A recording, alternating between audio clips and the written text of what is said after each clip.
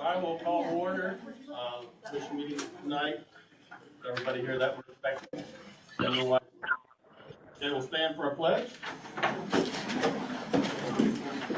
pledge allegiance to the flag of the United States of America and to the republic which stands, one nation, under God, indivisible, with liberty and justice for all.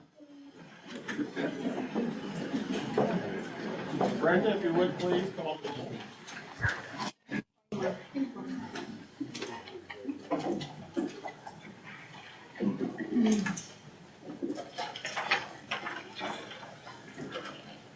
Atkins. Here. Bothwell. Here. Broyles. Here. Cottle. Here. Cows. Hicks. Here. Hunt. Here. Pearson. Here. Todd. Here. Wright. Here. Breedy. Here. Okay, we got a packed house here tonight. We got a lot of business to get through, so we will try to push through here.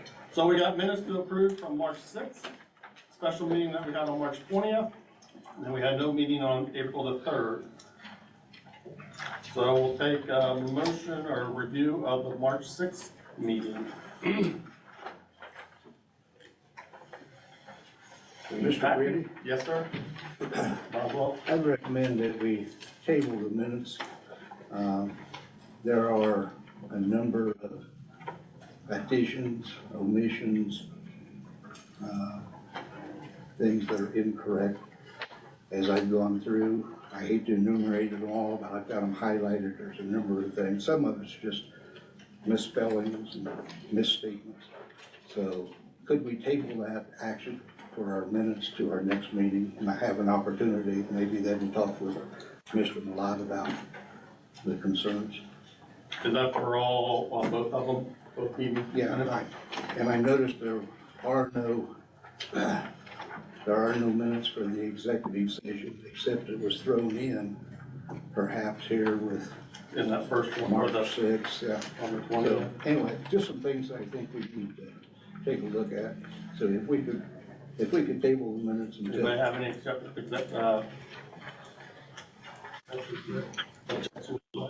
No. All right. Be busy next month. Yeah. All right. So on the new business, so 4.1 comprehensive plan presentation.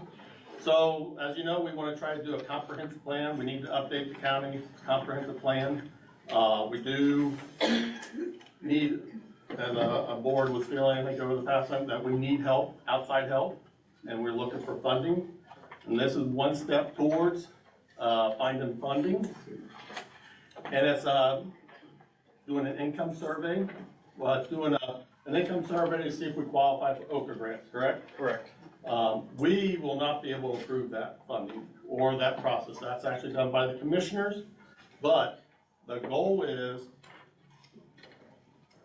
to have the income survey done. If the county qualifies, then within that OCA grant, we can get funding to do a comprehensive plan.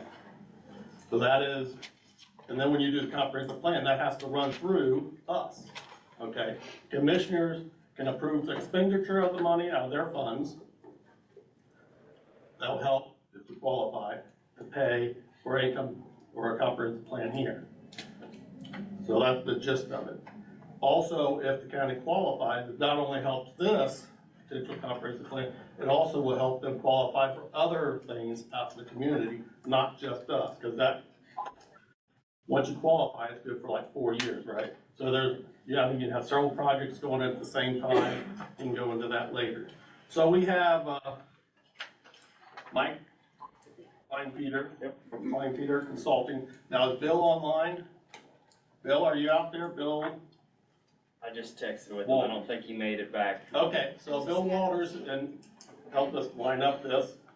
Bill Walters is with the East Central Indiana Regional Planning District. So he is the one that kind of got us in contact with potential funding. So Mike is going to basically give us a quick presentation of what his services are and how they can help potentially fund for our comprehensive plan. All right, thank you, everybody. Good evening. Mike Klein-Peter with Klein-Peter Consulting. You've got just a little 5-page packet in front of you. Like he gave me an introduction. I was asked to come here to tell you just a quick brief overview of our firm, what communities we've helped with grants, and how we can help you guys, and then what are you going to get out of this comprehensive planning grant. So since 2015, we've been in business. I actually used to work for the Indiana Office of Community and Rural Affairs, OCRA. So up there, I was in charge of grant compliance. I was one of the people there that did that. Then I left and started writing grants on my own and started a firm. And so far in 2019, we helped 10 communities get $5 million. 2020, we helped 33 communities get $11.6 million. 2022, we helped 19 communities get $10.4 million.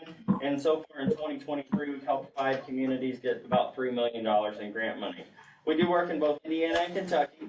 We're currently serving over 60 municipalities across the state. The closest communities to Grant County, or in Grant County, some of them actually are Gas City, Swayze, Sweetser, Upland, Elwood, Alexandria, and Blackford County are some of the closest clients we have. We currently have 12 staff members to assist on these OCRA projects, and 6 of the 12 are certified grant administrators with 115 years experience. Most of these people used to work at OCRA, and as they've retired, I've hired them to help do these OCRA grants since they know what needs to be done. I've got a picture on the next page of the team. There might be some faces people recognize on there because they've been around for a while. But what does OCRA have to offer you guys? We can apply for a comprehensive planning grant in the amount of $60,000. So we get a $60,000 planning grant. What do we get for our money, though? And that is on this white handout you have in front of you. I wanted you guys to see this, because this is what's called... Mr. President? Yep. We don't have it. Oh, I think when they were handing out, they didn't realize these. You can have this one here.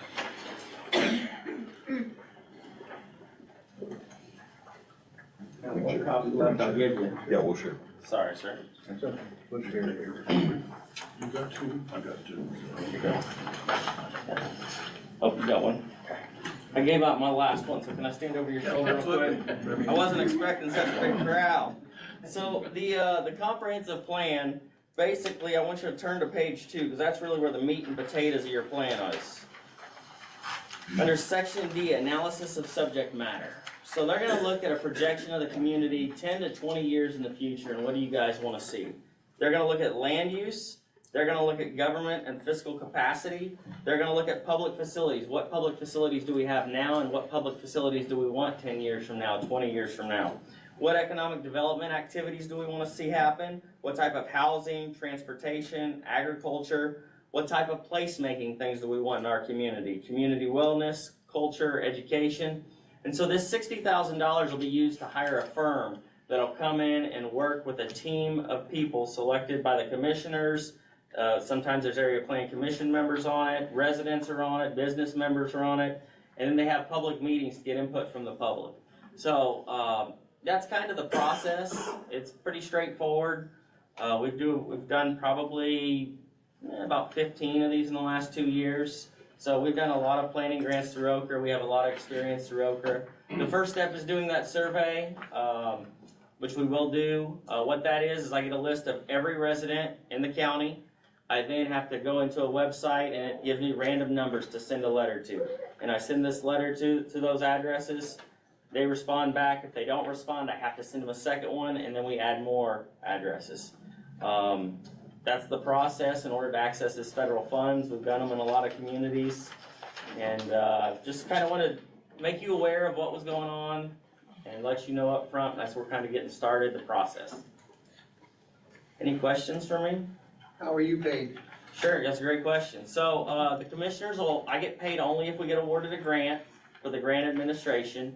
I'll get paid for the income survey just for the cost of mailing and receiving. I charge $5,000 for that service, paid for out of the commissioners. If I get a grant, OCA requires somebody administers it, and the local match will be paid for out of the commissioners' matching funds for the project. So a little bit about the income survey, because Sweetser just went through this and we actually qualified, kind of surprisingly, but we. So the mailing is basically going to come say, basically this, they need to know an income level, and you gotta meet a certain, I don't wanna say poverty level, but certain needs levels, within the community. And the questionnaire is very simple, so if you have, like, say, a family size of 4, do you make more or less than this predetermined number? Yes or no? That's it. The more that you get no's, the more favorable. So they don't ask you exactly what you make, it's pretty anonymous. I got one in the mail, when we were doing Sweetser. And then you just mail it back in. So review again how you're going to collect input from residents of Grant County. For the income survey or for the plan itself? To collect information in order to submit or guide through the plan. Sure. So what's gonna happen is we're gonna put a request for qualifications out in the newspaper saying, does any planning firm out there in the state that's interested in working on this plan will submit their request for qualifications. Those firms will then come interview with the commissioners or whoever the commissioners decide is the interview. Or you guys. Area plan would be us. You guys, you know, there'll be a team put together to interview those firms. And during those interviews, they're gonna tell you how they're gonna reach public participation. Is it gonna be through online stuff? Is it gonna be through public hearings? Is it gonna be through attending sports events with a booth set up? They all do it a little bit differently based on which firm you think would work best in your community. But they'll give presentations to that committee to tell you how they're gonna do it. It's my understanding that the comprehensive plan is supposed to be driven by this board of people here. Is that Correct. your? Correct. Ochre only funds grants to cities, towns, and counties though. So in order for the county to be eligible, it's gotta be a grant application submitted by the county commissioners. But that's why I'm here today, to let you guys know about it. I haven't been hired by anybody yet to do anything. I'm just presenting this. I've had one discussion with Bill and them about it, and they expressed an interest.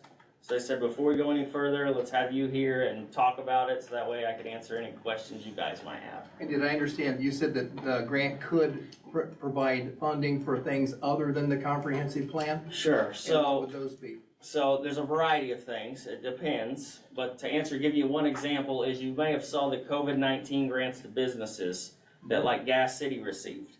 They received those because they had a valid income survey and that this grant opportunity popped up to give money to small businesses and they applied for it. So that would be like an example is once we do this, if that program pops back up again and it benefits everybody, then you guys could apply. If you don't have an income survey, you aren't eligible. Ochre didn't allow you to go start one and do one prior to going for that grant. There's also economic development planning grants you could go after. They've got a whole list of grants. They've got water, sewer, or stormwater. I don't know if you guys have any utilities as a county. Do you have any regional sewer districts or water districts? No, so you don't have that one. So there's a variety of different things you could look at, and I'd be happy to get you a list of what all Ochre has to offer. So what is it that you're hoping to accomplish here tonight from us? Chuck, I'd Well, let you speak to that. Basically, we know we need funding to get a comprehensive plan done. This is one avenue of getting those funds.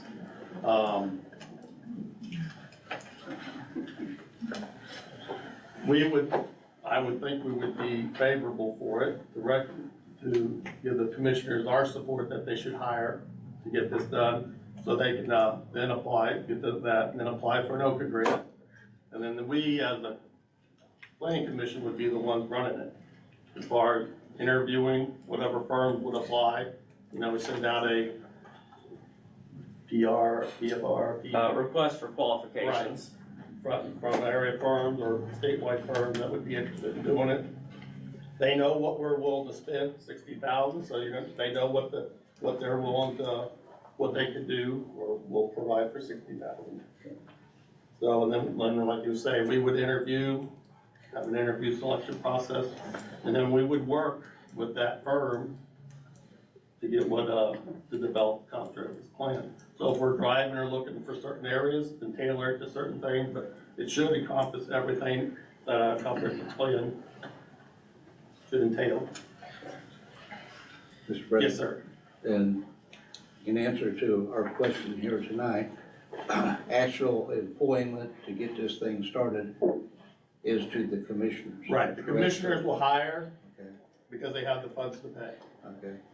Is this organization, your organization, sir, is that the only organization that is in the mix? We've just picked one out and there happen to be these people, or, you know. Well, How did we get to where we are? Bill from the East Central Indiana Regional Planning District recommended him. I know with the town of Sweetser, our financial man, Steve Brock, recommended with him. Yeah. I dealt with him probably 10, 15 years ago. I called him and we talked about it. And Sweetser tried for 3 different attempts, not with Mr. Kleinpeter's firm, and we failed miserably. Times have changed and we squeaked by somehow. As So- far as your qualification, Chuck? Huh? As far as you, suites are qualifying for the Right, grant? right, Okay. right. So they're qualified. And I think, Reason we're looking here is because he's had past successful experience well, with other communities correct, within correct. here, so that's the first person that we went to for these kind of Well, yeah, services, we based did us, upon Swayze, this Gas person's City. recommendation. Did you say Van Buren? No, No. Swayze, Gas City, Sweetser, Blackford County, and then we could kind of go Alexandria, Elwood, Frankton. Right, other customers. Okay. Yeah, well, like I said, he used to work for me, hired half their staff, So, as they retired. so Mr. Wright, as our commissioner Mm-hmm. that sits here with us, it'd be up to you folks then to take the next step. Yes, So this Right. is just a point of information for us. Right, right, Okay? Mr. Wright. just to make it clear, we didn't want to do that without the board consent. Right. So, and Mr. Stewart is here, is the other commissioner tonight. We chose to seek that out. If you remember correctly, I said if the board would like us to go out and see if we could find funding, that's what we did. And so we got a hold of Bill, Bill lined him up. Sounds like there's other business that he's done within the county. And again, we're not gonna do anything until this board says this is the direction we wanna go, if that makes sense. I'd like to ask Mr. Malott, you know, is this your recommendation, sir? Or do you have concerns or anything we ought to know? We've sat down, we've talked to the Economic Growth Council, the Community Growth Council. It all kind of led us to Bill Walters, who got us to Mr. Kleinpeter. We've sat down, we had a good conversation with Mr. Walters and what they'd like to do and what's available to us. You know, this is all about, okay, we kind of done some homework. Now let's get you guys involved and see which direction we want to head. Okay, so this is your recommendation? Yes. That we do this. I'd make the motion that we would consent to ask the commissioners to go forward. All right. I'd definitely second that. Tyson, I think squeezed in there. Right. Squeezed in there. You call the roll when you're ready, Brendan?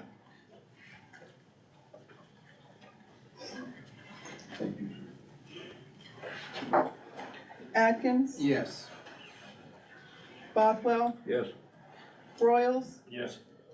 Cottle, Yes. Hicks, Yes. Knuckles, Yes. Pearson, Yes. Todd, Yes. Wright, I'll abstain.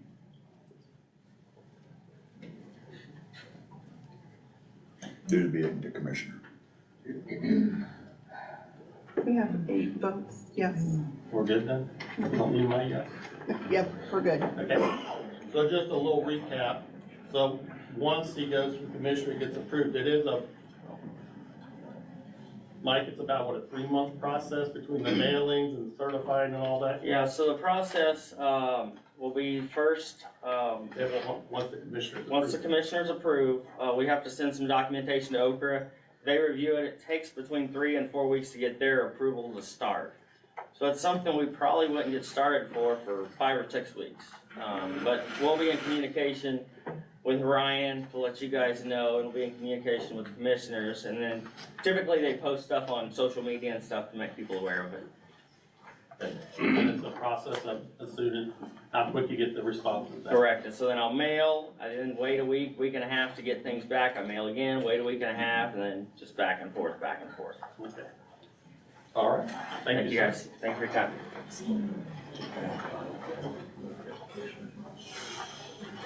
Okay, as our next, we got Stacia Franklin, is she online?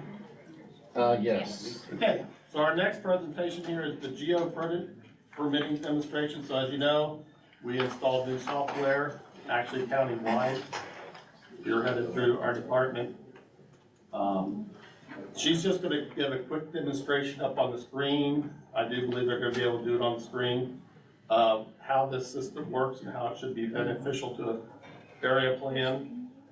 And I can say other departments also can tie into this program. I don't know if you want to do an introduction or trying to get her up. She's on, Stacia Franklin. Hello. There we go. Stacia's been working with us since last October 1st on a new software.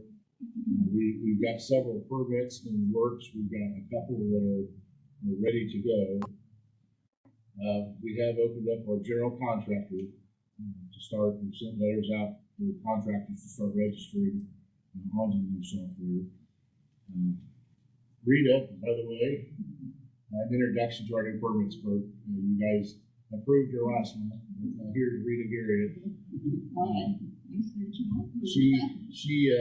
Her fun job, instead of training her the old system we're getting ready to get rid of, we're gonna keep her in the new system, and she's inputting permits from like 2021 up to today into the new software, so she's only got about 2,000 of them to do, so we were able to keep her busy a little bit.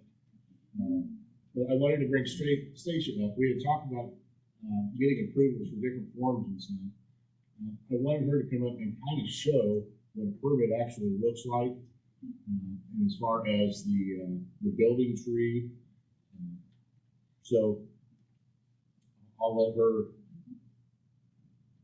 Okay, thank you. As you said, my name is Stacia Franklin, and I work for Schneider Geospatial in the Geo Permits team. I'm a project manager there. Just to give you a really quick background about me, I've spent the last 13 plus years in planning, zoning, and building offices, and am currently the planning director for the town of Sellersburg in Clark County, which is south. And I was the executive director for Clark County for a while there too. I guess I'm just going to share my screen and just kind of give you a look behind the curtain, which is what I like to call it.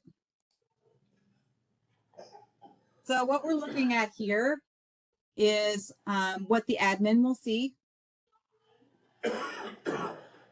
And if you look here in the 6 months that we've been working with Ryan and the other departments, we have been able to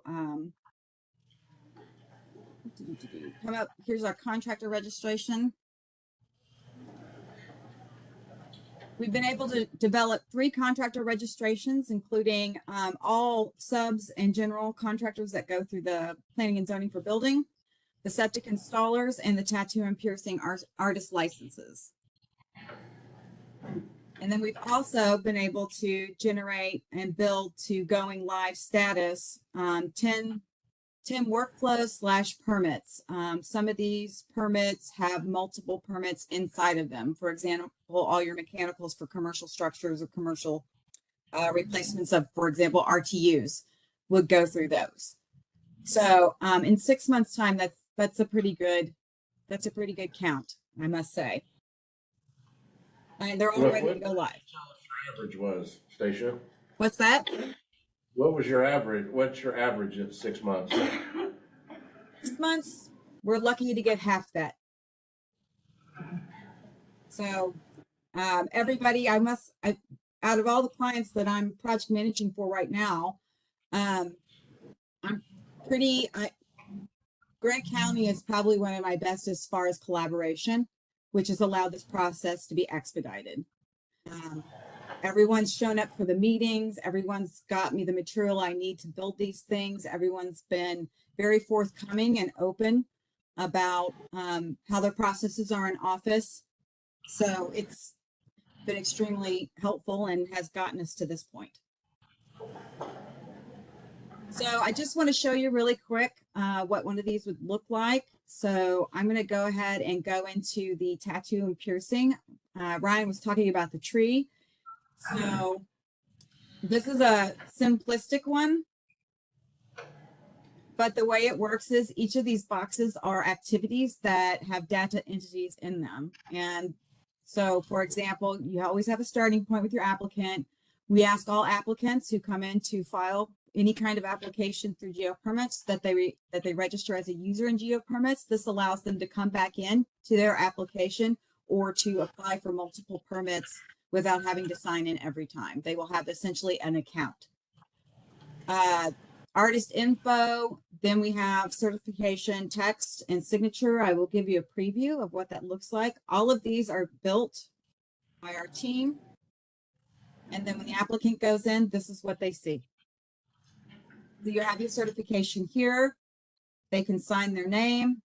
The date on this, in this instance, is automatic. So the date they sign is the date that shows up here. That's why the date can't be manipulated. That's for any kind of legal documentation or something that could be legal. And then up here is where they can upload their files. The red asterisk means that they're required to. They cannot move past this page until this has been uploaded. Then you have your fees built in. It notifies the people in office. Here, notify approvers in this case means that it's notifying the health department that someone has applied and they need to go in and review and make a decision. They do so, it generates them a number. If they approve it, it goes out. And in this case, you can have a piercing artist certificate, a tattoo artist certificate, or a certificate for both. And then it mails the certificates, whatever they applied for and approved for, it mails it back to the applicant. They have it, and typically it's 30 days, and I believe this one is 30 days as well. In 30 days before that registration expires, the system automatically sends an email to that applicant that is registered and lets them know in 30 days you're about to expire, so you need to get back in and renew your license.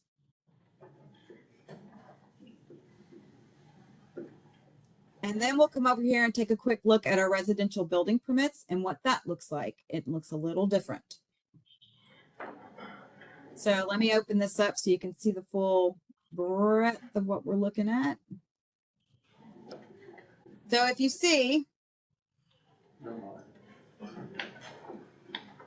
some people call it the jellyfish or the spaceship, you know, depending on but each of these are all options and pathways that applicants take based on what they're pulling a permit for. So if we look in, for example, let's just go a little closer into this little satellite guy. So up here, they're going to fill out some information, and let's just say they're just doing a roof. Well, a roof doesn't need to go through septic permit questions, and it doesn't need to go through flooring and fireplace or heating systems, because all they're doing is replacing the roof.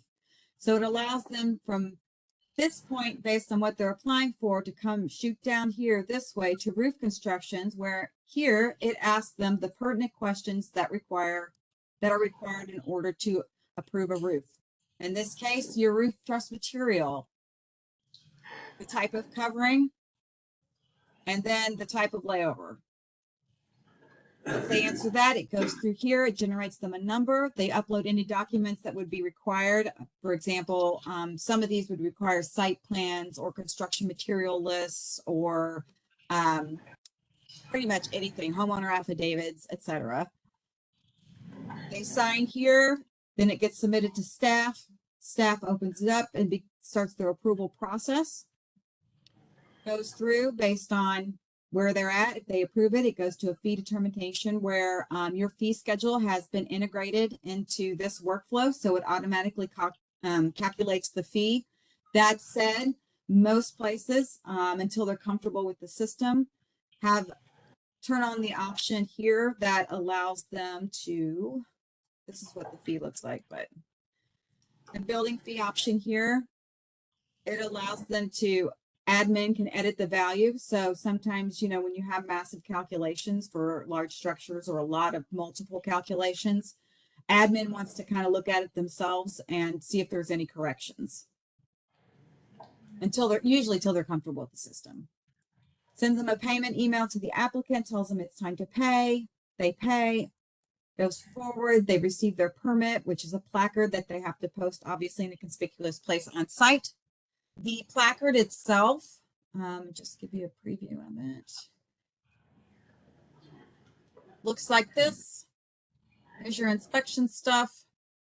And there's actually a QR code that can be placed on it so that the inspectors can go to the site and just scan their device over the QR, and it will take them to their inspection modules.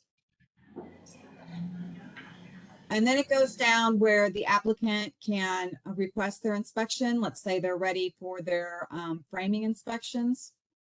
It sends an email out to the staff, where staff then schedules the inspector. As you can see, these boxes change color, and that depends on the role. The permit clerk is the one who schedules the inspections, but the one who completes the inspections and approves or denies the inspections is the area plan inspectors.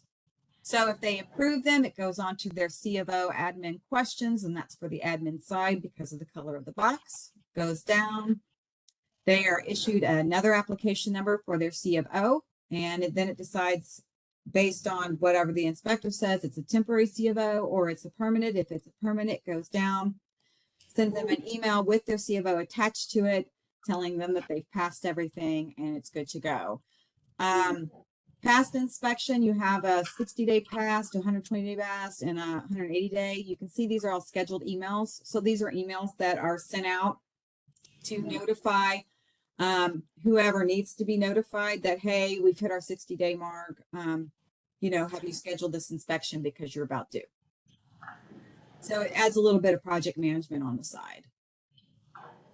Ultimately, what it does is it creates an efficiency, and it also expedites permits. Some permits don't need to be held for 2 weeks. If you have a massive, you know, $1 million Amazon warehouse, yeah, you might want to review that for 2 weeks. It might take 2 weeks or more to get to the permit. If you're replacing a roof, it shouldn't have to. So last but not least, the plan to go live is a staggered approach, which is the recommendation. And Ryan and his team have already got on it. They've been registering contractors. So if we take a look at our list of applicants, you can see here, they've been testing and entering in old permits to get caught up to current date today, as well as contractors. I think we could probably go over here and see ILPs and GCs, which is your general contractors, your ILPs, et cetera, et cetera. And once they're comfortable with that, then we will start opening it live to the public. This is what the homepage looks like, and it will look like to the public. And they're separated by the permit type. So you have code enforcement, your violation complaint form, your environmental health, your food services, other applications. This is actually one that Marcus and his team, your IT group, did themselves. Contractor registrations, which is general and subs, and then your environmental health registrations that you have to do. And this can be added on. You can add however many permits you want to add. We've got some places that have up to 60. So that's pretty much the a lot of work that's been done in a short period of time. It's a lot of information in there. I know in my area, I started with geo permits. I hired them because of our GIS mapping was integrated into the geo permit system. And currently, right now, we actually have 75% of all the municipalities within our county's borders have also obtained geo permits, and the feedback so far is extremely positive. Developers, contractors, once they learn the system one place, it's the same the next place they go and the next place after that. They also love the idea that they can be notified via email as reminders that they need to get on the ball with something. It helps their permit coordinators and their clerks a lot. So, and plus there's less paper, which I don't know if you look everywhere else, it's that train's on the track, it's moving. At this point, I think you either jump on it or you just get out of its way. So, but anyway, that's it. I appreciate Ryan and his team working with me on this and getting us to this point. And obviously, if you have any questions about this, I'm open to hear, or you can get a hold of Ryan and send them to me. All right. Question. So what happens in the event that a contractor, developer, or a resident applying doesn't have the tech skills to be able to use this format?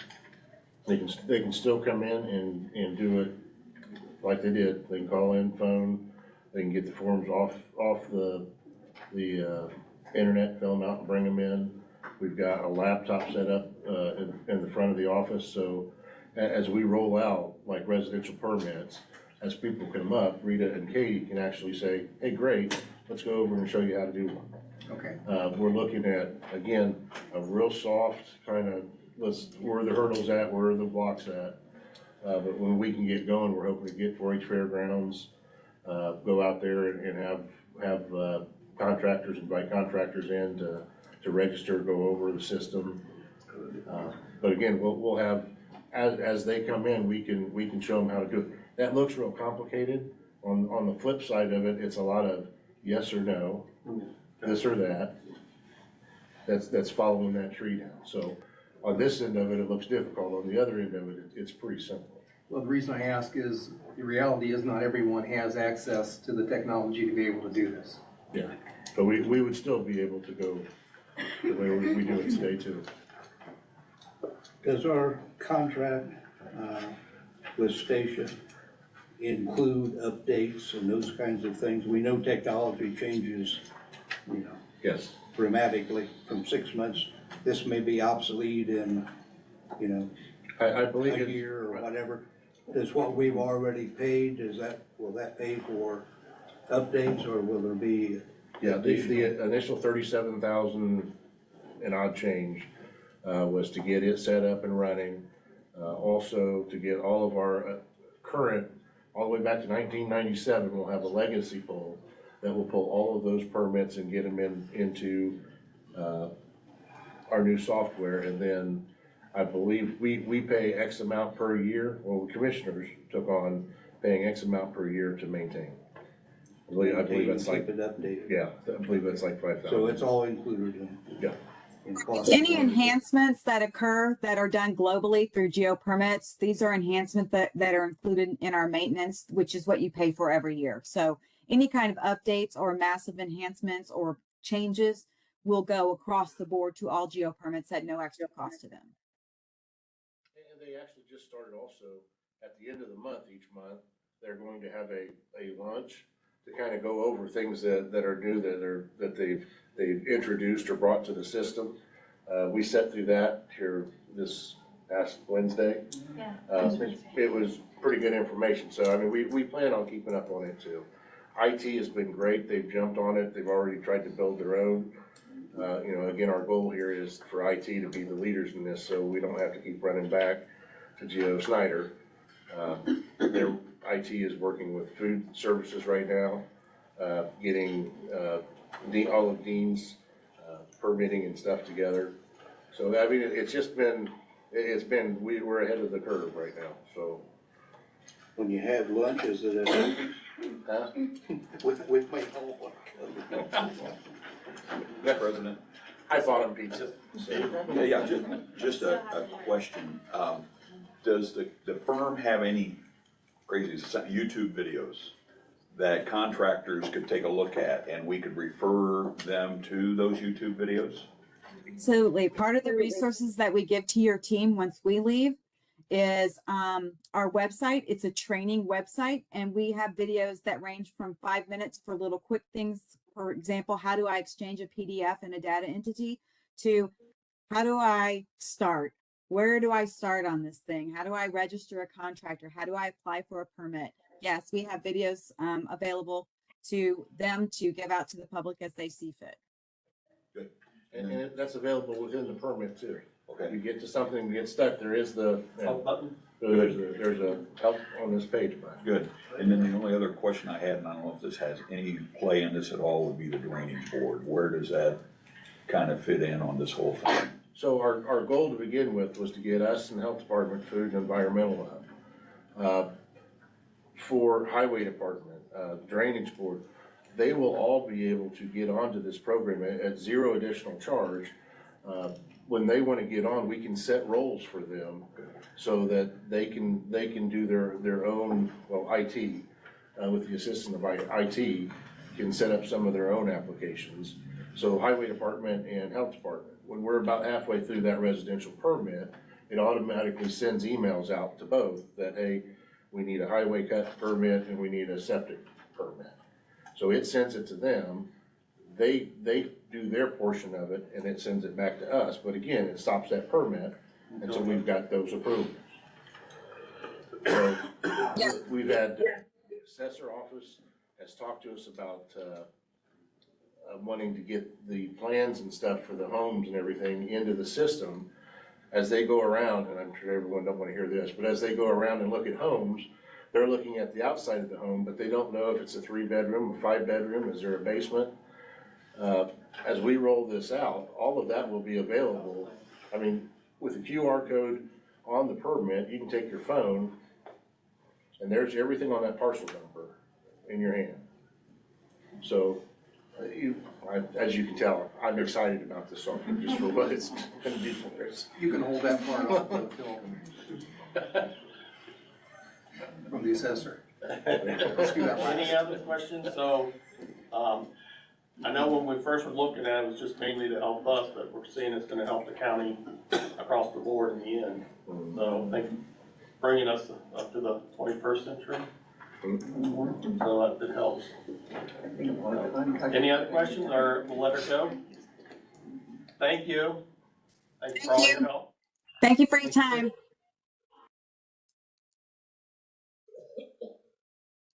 next line, let's talk about introducing the private pond ordinance. This is just to give us a general gist of it, and then we'll set a public hearing for our next meeting, actually, have a public hearing. Similar to what we did with the DMVs a couple of months back, and basically carry on and try to clean up some ordinances. So, this goes along with the two of the text amendments that we recently sent through, which is your grading permit and your restrictions along streams. We've had situations come up this year with ponds that are being brought in, private ponds that are 1 acre or less. Currently, a 1 acre or less pond does not require a permit. So area plan is not monitoring that, the drainage board is not monitoring it, and our health department isn't monitoring. Anything that's an acre or more would require a USDA Rule 5 soil and erosion control certificate, which is where we talk about our grading permits. From that, they should come to us. With the 1 acre or less ponds, what we're really wanting to see, for the most part, is site plans. So when someone comes in to put a pond in 1 acre or less, we're wanting to make sure that they're not next to regulated drain lines, not next to septic systems, not right next to the road or the highway. Because again, right now, none of the health department, drainage board, or area plan are monitoring it. We've had cases come in, complaints come in this year that a pond got dug up and they took all the fill and they put it right on the property line. What can I do about it? I've got no ordinance that gives me any regulation to it. They put the pond in and now it's draining over my septic system. I've got no regulations to it. So this is basically what we're wanting to do, and our biggie again for this is just a site plan, so that they will come in and give us a detailed site plan as far as what is in the area, so the regulated drains are septic, how close to the property line, how close to the road. So it again, I talked to the drainage board about it, on whether or not they thought we needed it, health department, the same thing. And while we were in those discussions, I went to surrounding areas, and it's like everyone has a pond ordinance but us. So I was able to go off of 10 other pond ordinances to put something together, presented that to the drainage board and let them go through their end of it. So the drainage board is pretty much giving me a consensus on it, health department's giving me a consensus on it, and now I'm bringing it to you. And again, I'm bringing it to you for consideration to move it forward to a public hearing next month. So currently we have nothing, so this will put that on the related to state code. And we've been along with our floodplain administration, our grading program, and our restrictions on it. Any questions? So I would say recommend to put it on for a public hearing at our next meeting. So we have witness available. Yes. So I'll take a recommendation, and make a motion to move this to a public hearing at our next meeting. Second. Second. Move it to a public hearing at our next meeting. Call roll. Atkins, Yes. Boswell, Yes. Royals, Cottle, Yes. Hicks, Yes. Knuckles, Yes. Pearson, Yes. Todd, Yes. Wright. Yes. Next on our rules of procedures review. So we're still working at this. I think Ryan just sent out some notes on what he has worked up. Bob, I know you were working on it in the past. I don't know, ask if we could get your recommendations so we can have something compared. If you have that available that we get sent out, or My understanding when we put this together is that we were to do this right? because it is our rules and regulations, not the office. And we have done that, we've completed that vote. We're happy to share that with you. And I think that then is appropriate for us to decide the work that we've done, whether we want to accept those or whatever as a starting point, and maybe then after that, if they will, we want to look further and decide on that. But anyway, If you got it, I think. before I go further with that is Lois Jones was a part of that committee with and Rex Maynard was a part of that, and I was the other part of that. So at this point in time, the only people that we have here with the committee and with the presentation would be me. Lois would be happy to sit and do that as well. So what I'd like to do is I'd like to distribute it to you, take a look at it, give it to you here tonight, just as a very quick overview. Right. And then ask Lois to join us at our next meeting, so you will understand fully how we target the project. And then if you want to go further, after our presentation at our next meeting, that's certainly. Well, I know you guys put time and effort into it, so yes, we should look at it and see, where recommendations and things like that. So if you got that, we can, take that, review it, and then at our next meeting, we can, have a presentation. So along with that, this is going to be hard to understand if you don't have a copy of the current rules and regulations that we have now. So, Mr. Locke, if you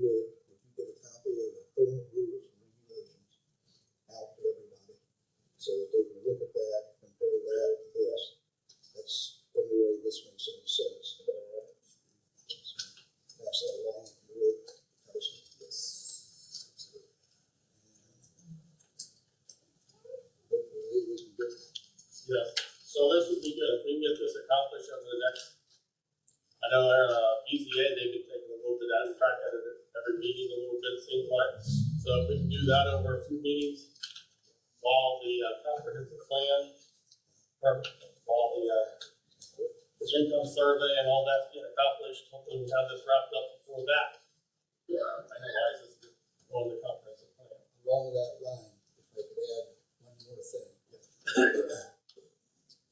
In my experience with my profession, I have come to realize that sometimes, as vociferous as some of us want to be, we include overtalk things, and I understand that something like rules and regulations, the more you put in detail, the bigger the box is that you are putting yourself in.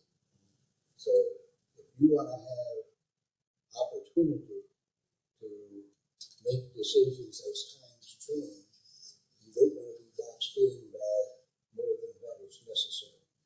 So just kind of keep that in mind. Some gray area, but not The too gray. simpler and the less in a situation like this, the better. Whether you let me or Ryan or you or I don't know who has. Ryan and I both have the same problem. We talk too much sometimes. So Well, thank you. less is more. So be thinking about that as we go. You don't want to box yourself in. All right, so look for an email from Ryan for the current rules and procedures. Take this, work your way through, make some notes, and then we'll start discussing it at our next meeting. Not ask for this thing, but I don't see why not, if she was heavily involved, if she was available to stay, pardon? if she's available to stay, I mean, She will be at our next meeting, I think. I don't have an objection with that. All right. Okay, we'll move on to docket, 4.5, it's a public hearing, right? For Warner Foods Incorporated out of Fairmount, they're wanting to do a rezoning from R4 to general business. The application, this is a public hearing, and with the public hearing, we do have some standards we need to follow. So first up would be, the presenters, those that applied for the permit, they will have 15 minutes to present. Reasons why they want it rezoned. Then there'll be a 25-minute rebuttal as far as people opposing. And then after that, 10 minutes goes back to the presenters that file for the petition to rebut. Generally, once we get past the presenter, you should try to keep your comments if you're supporting for or against in like 2-3 minutes so that as many people as possible can make comments. You do need to come up to the speaker stand. I'm assuming there's a sign-in sheet up there. Okay, we got it. Make sure you sign in, state your name, where you're from. I think we can name and address, so that can be documented. So at this time, we will open the public hearing, have a petitioner come up and explain why they want to rezone this property from R4 to general business. Good evening, ladies and gentlemen. My name is Paul Lyman, 1533 West Lincoln Road, Kokomo, Indiana. I'm here this evening on behalf of Corner Food Inc., and we are requesting a rezoning from R4 to general business for the other half of the property in which the grocery store is currently located. If you've had an opportunity to review the file, you'll notice that the grocery store sits on a little less than half of the parcel, and it is zoned general business. The remainder of the parcel is zoned 04. I'm not quite sure the history on how that happened, where the parcel is separated as such, but currently we have a residential zoning that is being utilized for business purposes. And so the request of the owner tonight is to have the whole parcel have a consistent zoning of general business, which certainly conforms with the manner in which they're using the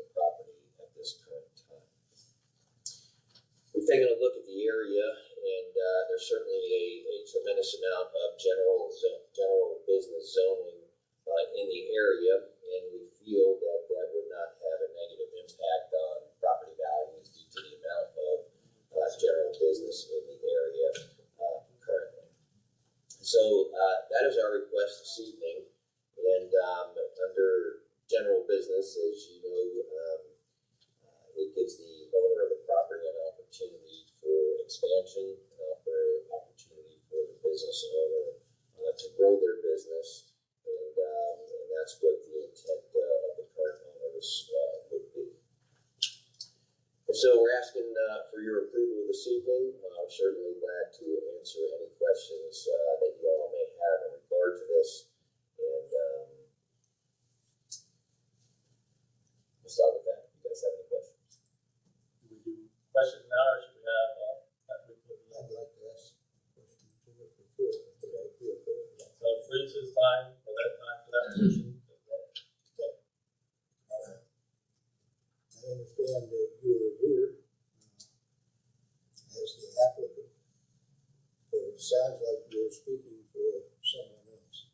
I'm wondering why that, you're not the owner any longer, is that correct?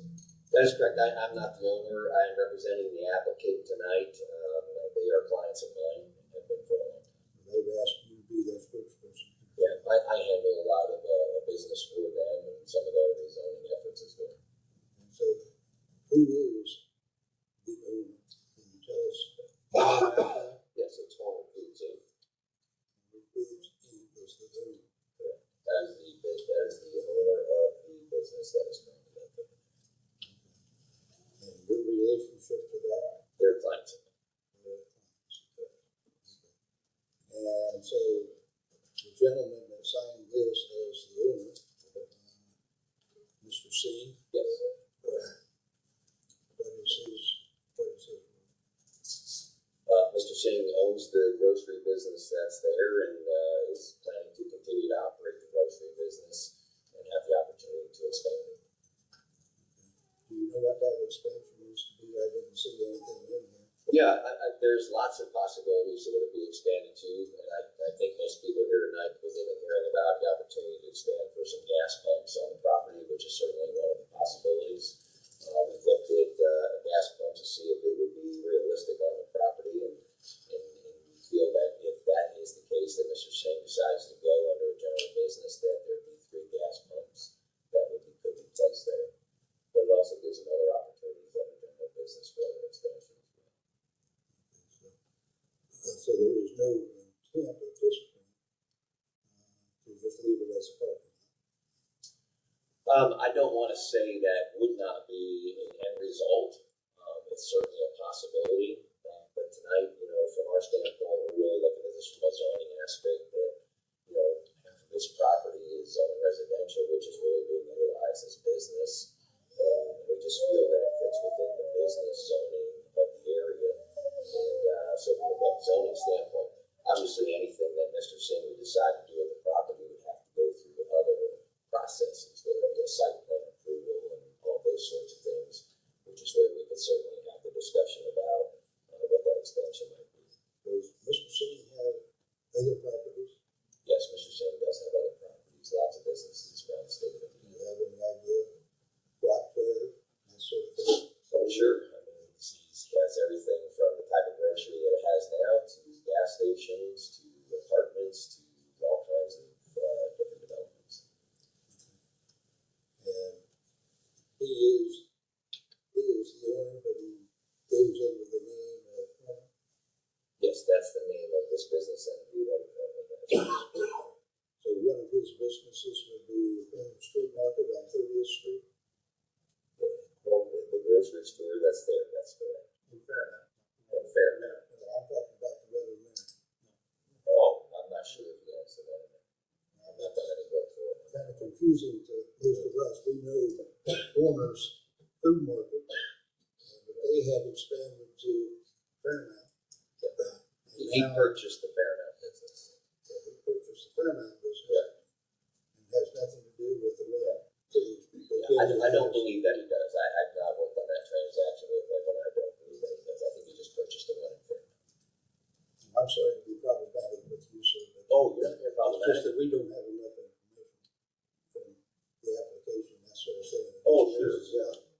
not being problematic at all. Yeah, he owns the one in Fairmount. He only owns the one in Fairmount as far as the corner food market. But he does have other, Many developments. Mr. Singh has lots of developments, yes. you don't know how many, I don't know the total amount. I've not handled every one of those for them. I've been involved in quite a few of them, but not every one. Like I said, it's a pretty vast network of opportunities. do you have any idea what he paid to purchase that property? You have no idea. Just wondering, I heard there was quite a sum of money. That's probably not relevant. Well, he probably looked at that on Mr. President. Excuse me, but it very well might be relevant, but not something we want to discuss here. Be happy to talk with you afterwards. Okay, anyway, thank you, sir. Anybody else? Yes, Steve? Mr. Bothwell is trying to figure out this Corners LLC. Can you give me that title? Corner Foods, though. And do you know what the other Corners is listed as? I do not. I'm not familiar with the other ones.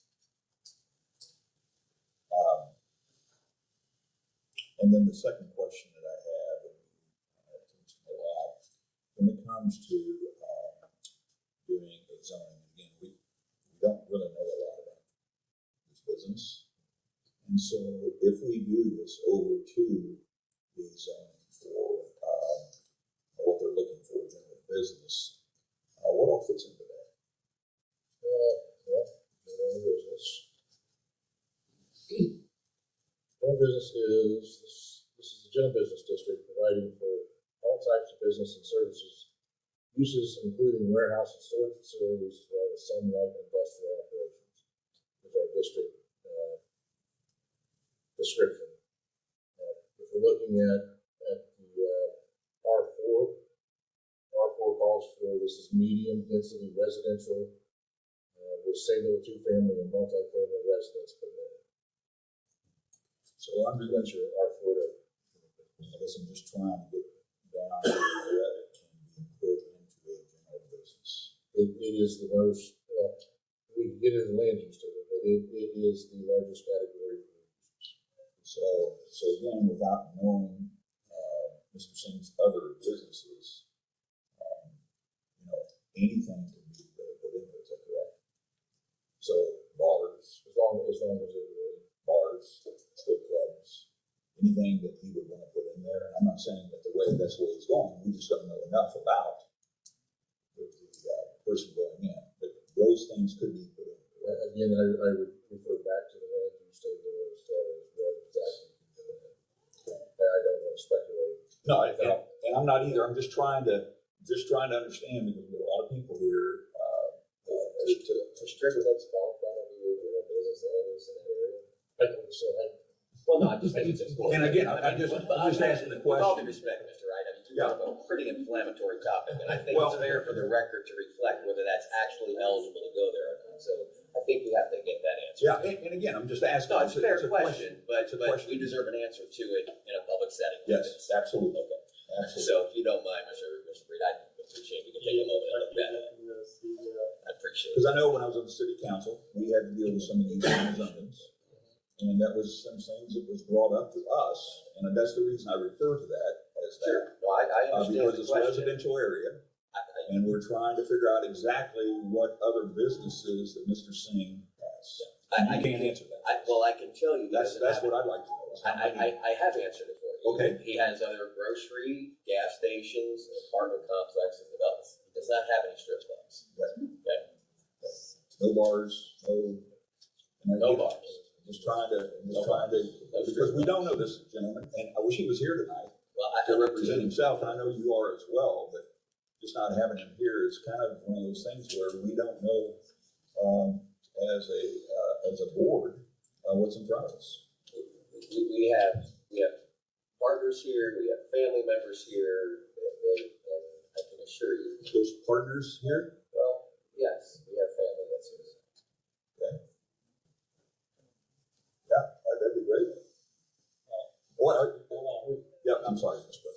would have to get into the NAICS, our land use table doesn't have adult entertainment or strip clubs specifically in it. Without going up and down with it. Well, I can assure you that's not gonna be here, and, if there was a way for you all to restrict it, then I would be open. I mean, a motion that said, approval without a strip club, we would be open to such a thing, because that's just not the intention. I mean, we can put exclusions on it, right? Well, we're only making a recommendation that Fairmont has something to say. Right. Yeah, this process, tonight, as you all know, this is for the zoning. There's still other stuff to go through in this process, not just the town of Fairmount, but site plan, et cetera. So, Ryan, is there anything that's currently in R4 that is impacting visibility to run the business as it is now? In other words, can R4 be used for parking? I mean, it's already, it's what it's over. Okay. So, So it remaining as it is has no impact on the business as it stands today? can I give a basic, the staff report statement? Mr. President? I was hoping to do that at the end, but Okay. I think there needs to be a basis to kind of what's going on. I know it's a lot of high emotion in here. But just to kind of give a basis, we have a property that is zoned half general business, half residential for the same property. This is extremely rare throughout Grant County. Again, taking everything else out of it, with it being general business, the parking lot was installed in 1976. At that time, it should have been zoned over to general business in 1976. So kind of what we've got in front of us is missed zoning from our past. But just as a basis, this is another situation that we've run into before where something got missed. Again, to have resident R4 as a parking lot, reading our description tells us it's for single family or multi-family homes, and it's been a parking lot since 1976, partially surrounded by general business. I'm not saying yea, nay, that's your basis there. Other questions? then we'll open it back up to public hearing for still 4, because we still have some time, right? We've only used 2 minutes 2? of the 15. You said not to count the questions. Just trying to be efficient with everybody's time tonight. So. Okay, so is there anybody else that would like to speak in favor of this rezoning effort?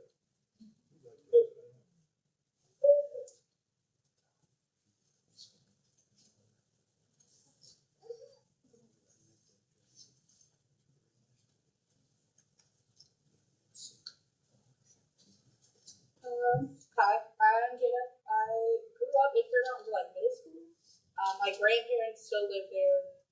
My husband runs it, part owner, all of that. Like, I make sure that he's making the best things out of that store because my grandparents live there.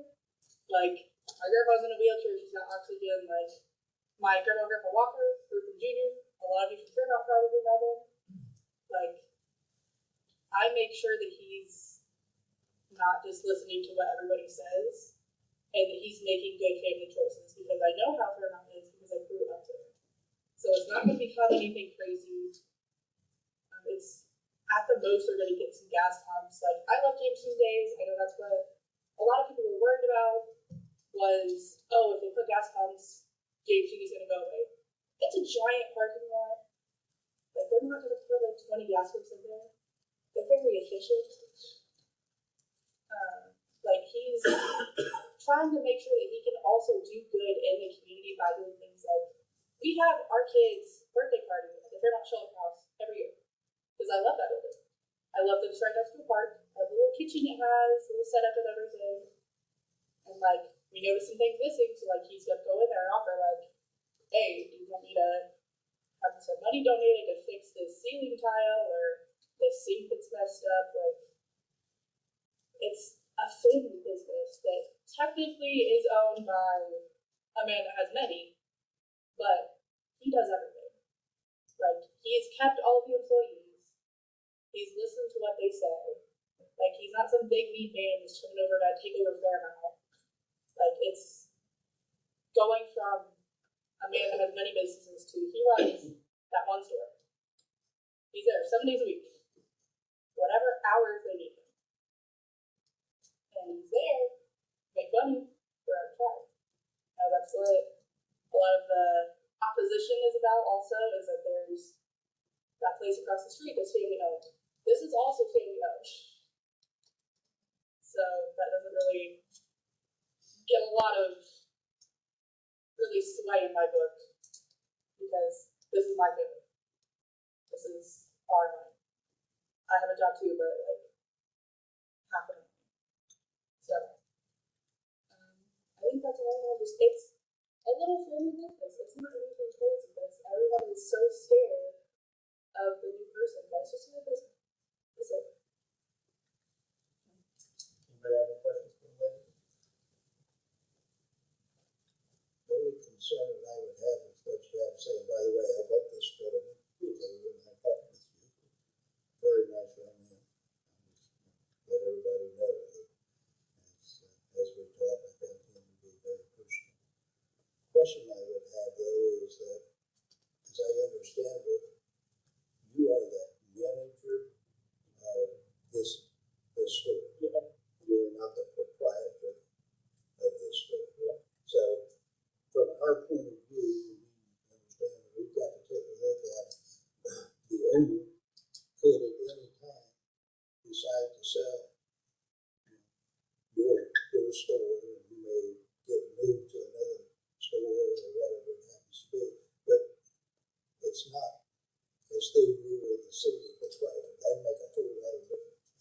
But instead, you are managing that store for somebody else that is a corporate person that has many stores, many different businesses, and so on, and this is just one of those stores. So just understand as we look at this, that complicates things for us. I wish, from my point of view, I wish it would just a family.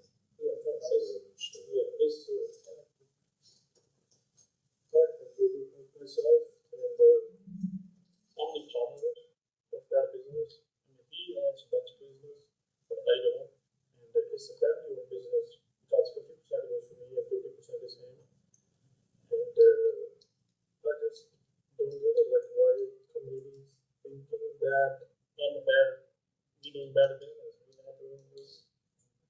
We're not doing anything bad over there. We kept all the employees and everything is the same. And all we ask for, we just read over the journal. That's it. We're not bad. I mean, I don't know why community is thinking that we will change it to like a lot of things, and we'll still keep the grocery part and all that. Everything stays there. We just adding, if this gets full, we'll add pumps and all the clothes and everything is the same. I just don't get it. Why they just, I have seen like a lot of things on Facebook that are going on, but that has nothing to do with me. A lot of things I don't even know about me that they're talking on Facebook. I just don't get it. Like, it's just a the man that is technically the owner, he has run another store with him. He fully entrusts everything with him. He doesn't really do anything besides show up, make sure everything's running good, pick up his money, and then say, all right, good job. As long as this get approved, we'll add 10 more employees. That's more employees can really have, you know. And a lot of employees, like a lot of people don't have driving license, so they don't have a car, they can't drive all the way to Marion. So that would be a good opportunity for them to have a job in the town, you know. And we'll still give a space to Jim Dean Week, and we'll block our thumbs off or whatever. And it just, I think we. Something, Mr. Millar, to explain to them what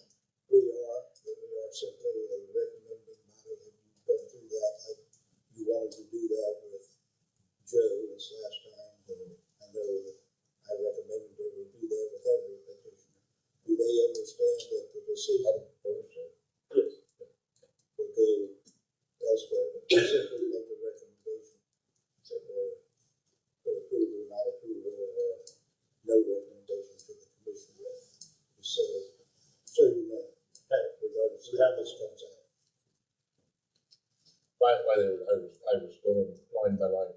We do have a sexually oriented business in our land use table. It is allowed by special exception to general business. Yeah, I could not imagine that was that simple. Business, so. So do we have, how much time do we have left on this? They're at 7 minutes. Is this one relevant time? So, You want to? if I could just add a couple things. Okay. So to the point, you know, and I'm glad the family spoke, you know, the employees are still there for them. And I think if you talk to those employees, they would share with you the manner in which they're continuing to run this grocery and their intent to continue to run this grocery for the community.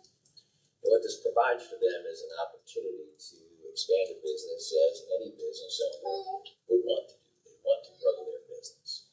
And truly what we have here is from 1976, just something that was simply overlooked. And now we have a family that's trying to grow a business. We have a business owner that wants to grow his business. And when you look at the land itself, the size of the parking lot, and only putting several gas pumps in there, it would be a very safe environment for cars to pull in and get gas with the size of this parking lot. And I've been over several times just trying to watch traffic flows and look at different traffic patterns and seeing if 3 gas pumps is really going to significantly change anything. And the reality, what you're going to find here is the people using the grocery store are the ones that are going to get gas. No different than if I went to Kroger and I used the Kroger gas pumps. You'll find that the gas will be every bit as competitive as in town. I'm sure there'll be a rewards program, just like you get anywhere else that you go at the gas station across the street. I want to assume it has a rewards program of some kind. They'll be able to offer a rewards program of some type to their customers. And so, I always hesitate to get too far in the weeds on gas pumps and size of lots and those kinds of things, because this is really just about a zoning issue. Those types of things come into play in other hearings. But I understand that you all have a vote, and it would be our desire to have a favorable recommendation from this body. It carries weight, it carries clout going into the Fairmont Town Council for the things that we have to discuss there. So I feel like this family and this business owner have done the appropriate things to say, hey, look, this is what we want to do. We want to fix this and correct this, and give them an opportunity to grow their business. Any other questions on financial food before we move on? Is there anybody else in favor that would like to speak at this time? All right, we've got one more, okay.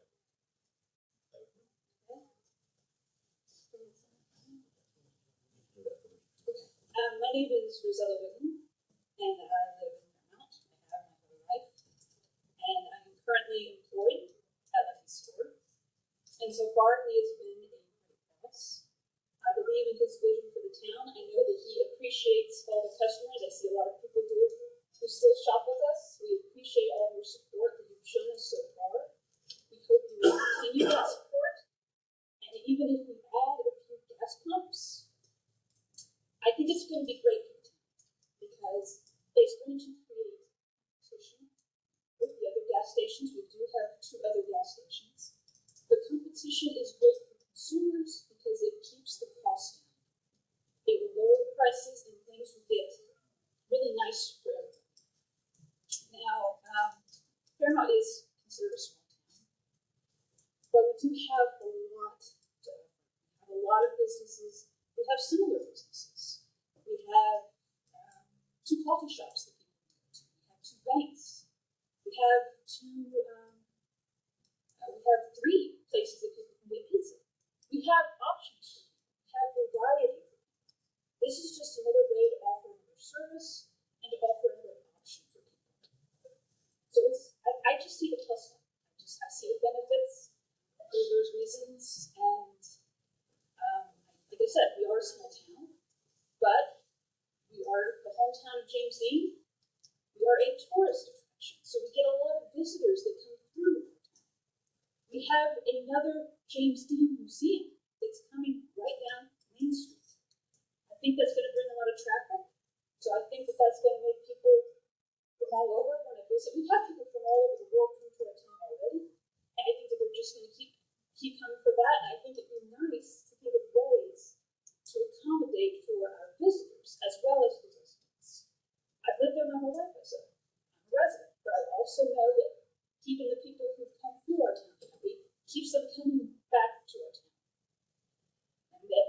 business to all our businesses.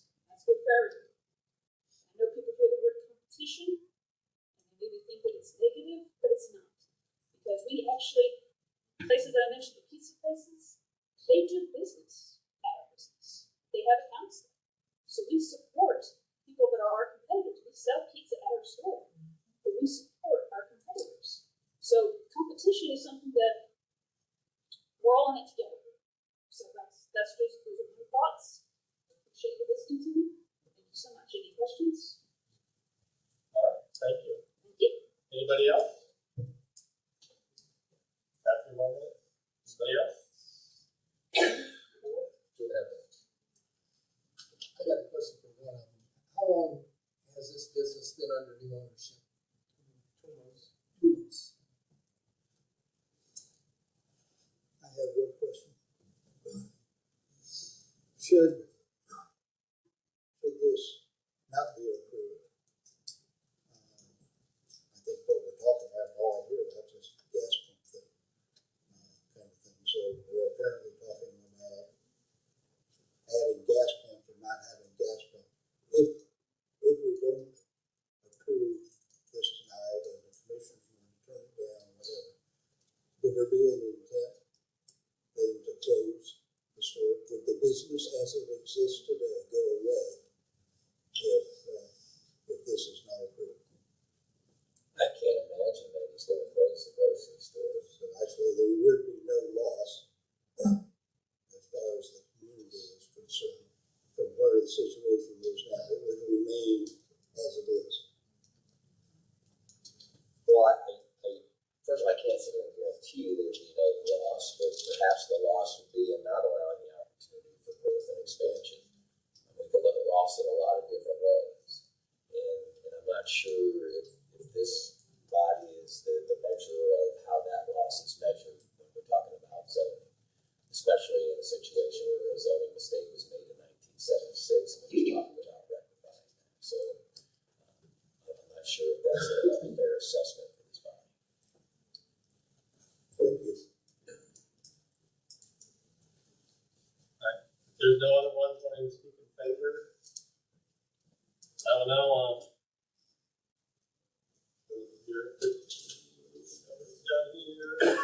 up to 25 minutes of bubble. Somebody would like to step up and start it off? Please sign your name on the form when you're done or before we start.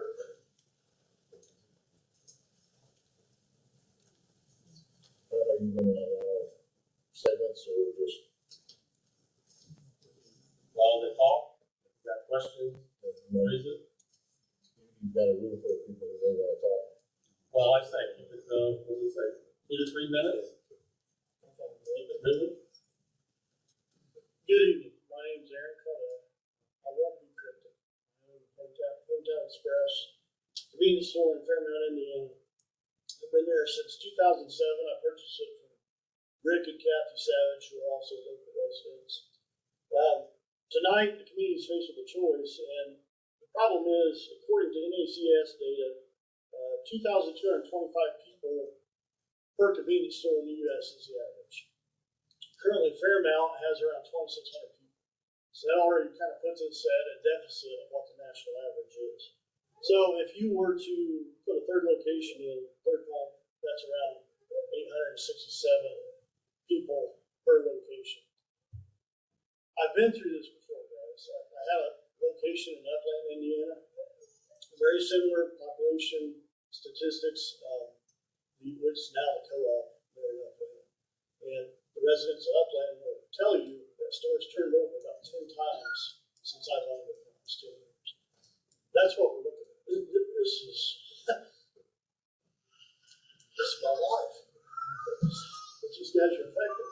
They can continue on as a grocery store without any issue. It's going to affect my kids. Everything else. So, excuse me. It's not the direction I wanted to go. I've also sold to organizations with this type of organizational structure. And Mr. Ball told you exactly right, Mr. Wright.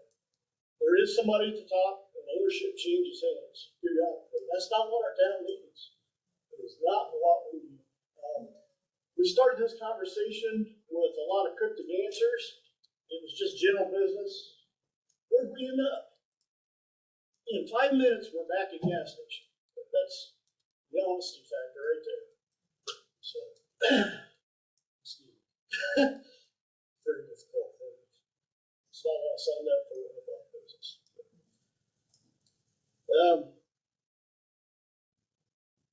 Appreciate your consideration. Appreciate the town of Fairmount supporting it. 1,070 signatures. Yes, that's right.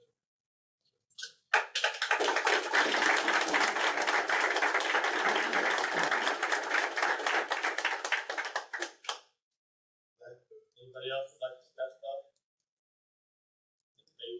Or I mean, opposition to this? The petition probably should be given to Mr. Black for the record. You have copies, so you take it to the next meeting. Sure you have a copy of that. Prepare that. You may have it already. That looks like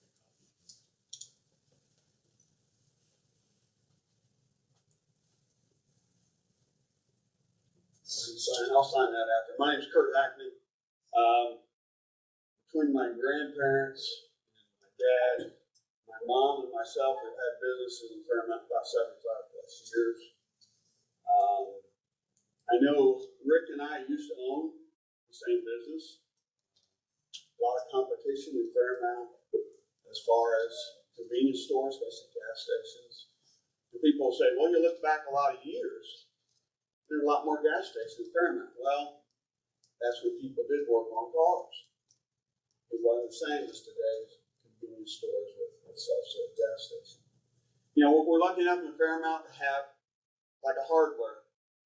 We have a nice barber shop. We have a good grocery.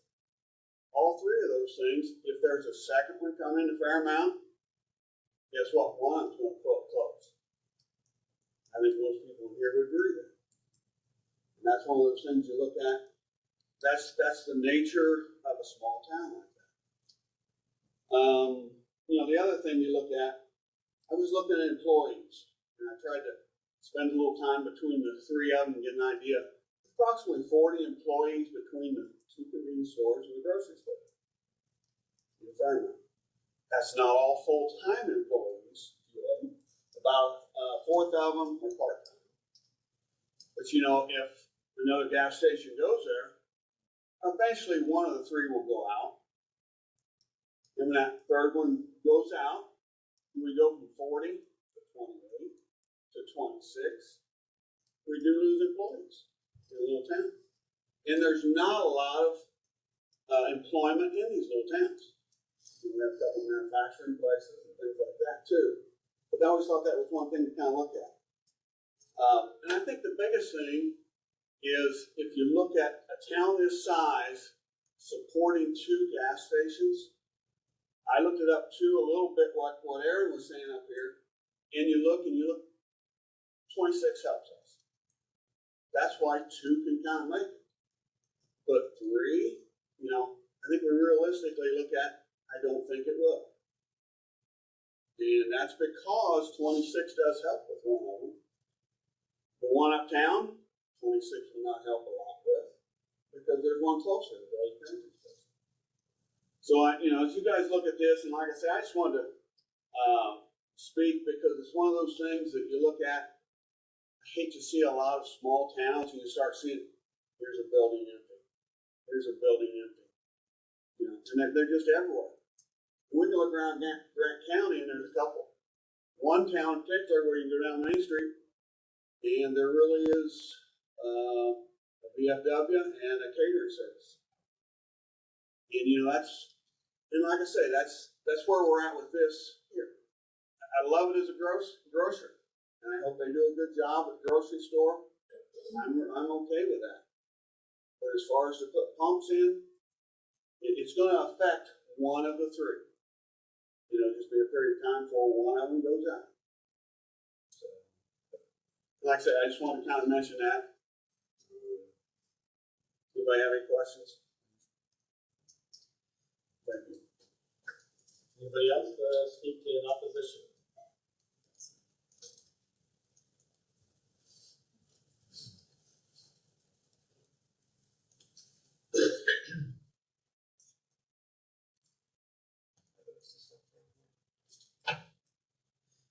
Hello, everyone. My name is Jodelle Callahan. I'm a resident of Fairmount, Indiana. I'm here to voice my opinion as to the rezoning of the land situated on our grocery store parking lot. The new owners of this store are requesting to rezone in order to install gas pumps. I believe that's the only reason they want to do this. Many of our residents are elderly, and many do not travel. They depend on this land to park while driving at their grocery store. We have a convenience store right across the street, the Hometown Express. Our residents go there to get their gas, their drinks, their snacks. You can be in and out in minutes, therefore convenience. I also question the request of installing the gas pumps with only to run our convenience store out of business. If you allow the rezoning of this land, it will only cause havoc to our citizens. We love our town. We chose to live here for the peace and quietness. Therefore, I vote no to their request to rezone this land.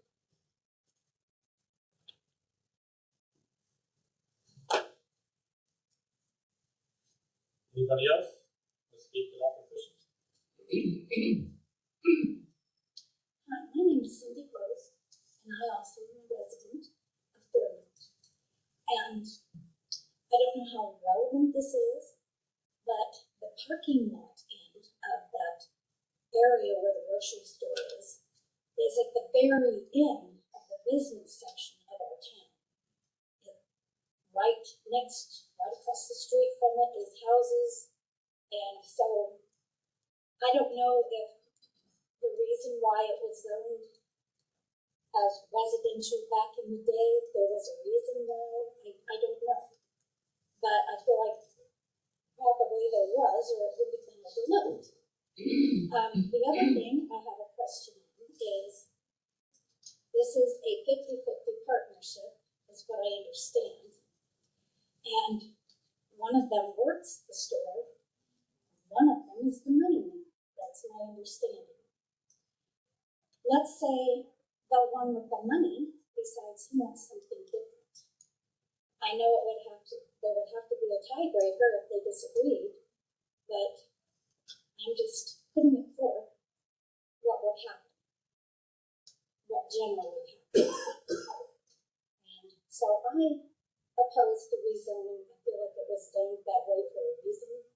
We live in a quaint little town. That's part of the charm of living in Fairmount. And we kind of like to keep that because that's part of what brings in our tourists for the James Dean, for the car rentals, for things like that. James Dean is one weekend a year. One weekend. So having 3 places for gas, it's just not financially feasible in my opinion. So I don't know. Is there any questions? Anybody else would like to come up and speak in opposition?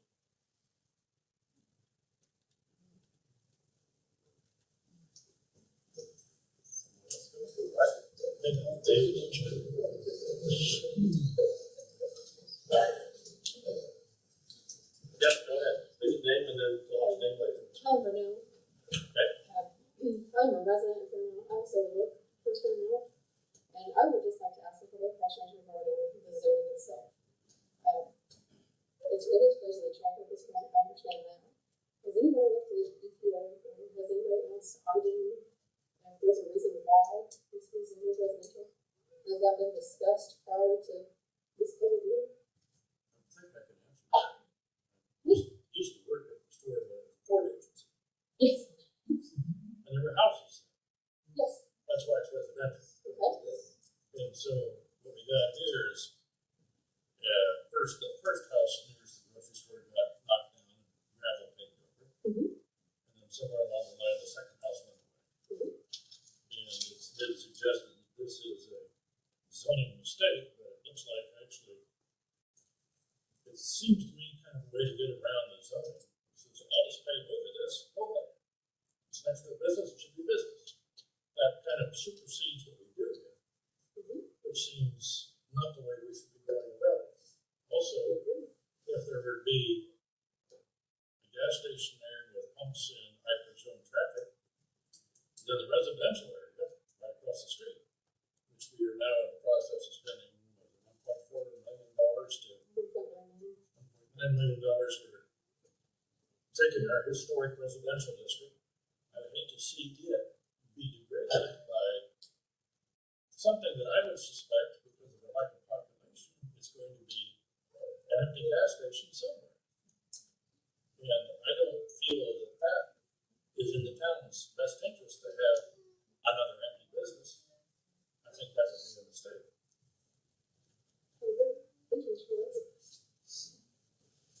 Did you find it? Still out by the bedside? Jackie Jones, I do not live in Durham now. I live over by Matthews, but I have a question. A lot of these businesses, when they come in for gas stations of this type, they also sell products in the little stores that are undesirable. They sell vape pens that, I don't know what's in the vape pens. And all kinds of stuff like that, these little towns don't want that stuff. Now, would they be selling that kind of stuff, or is it just the gas pumps? What else will they be selling? Is there going to be another little building there just for the gas pumps, selling these odd things? Because I've been in other gas stations, like one in Upland, and it's like, oh my goodness, wherever you look, there's all kinds of smoke stuff, things that should not be. So, what else is going to be there besides gas pumps?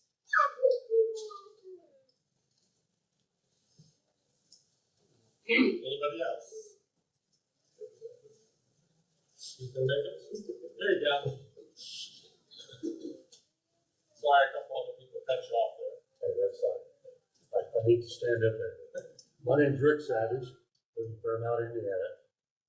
In 1989, Kurt Hackman and I bought the location we're talking about here. It was putting tanks in the ground, and previously it was an old 2-bay Amoco stick shop. It was built in the mid-60s. And we've done pretty good with it over the years. We've kept the doors open. And we sold Aaron and Sarah in 2007. They've done a wonderful job. That's all I got to say. Probably a better job than my wife and I. We run it since 1989. Probably have to write it down there. But anyway, I think I can remember back in the time when Village Pantry come to town. We had another location that was across the street and down about a block. And the one across the street folded up when they come to town. And we were all just scared to death of what it would do to us. And we survived over the years. We kept our number counts up. And I've been in business with Fairmount since 1975. It's a long time. But, and I plan to always be there. And so do we. Thank you.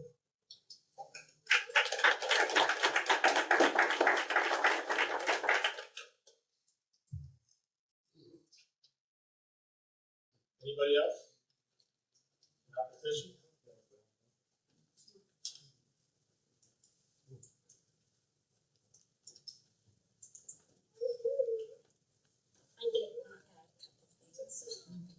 We are a farming community.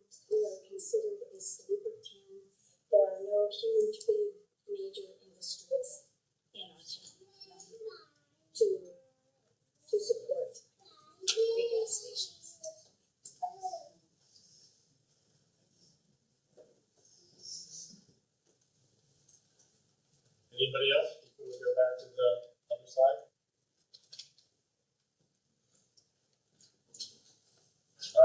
P&E. Now the rebuttal, you have up to 10 minutes to answer any questions that might arise, concerns, or final statements. 10 minutes. Well, once again, I want to say thank you for the opportunity to present this case tonight. I can assure you there is nothing cryptic in my presentation. I'm truly here asking for a zoning in general business, which is a common request from a business that has an interest in expanding. It's a common practice to ask for zoning for the expansion of a business, and I did put on the table that in full transparency that there will be an opportunity to put gas pumps under general business. So nothing cryptic, but certainly an opportunity for the current owners. I think if I took a poll in the room tonight, most people would agree that we need less government in our lives, not more. And what I was really hearing is that we're asking government to say no more pizza places, no more restaurants, no more insurance companies, no more barber shops, no more gas stations. And honestly, that just goes contrary to everything that we believe as Americans in capitalism and freedom. Competition has been at the heart of what we have done as Americans since day one. And I cannot believe for 1 second that the town of Fremont is interested in saying that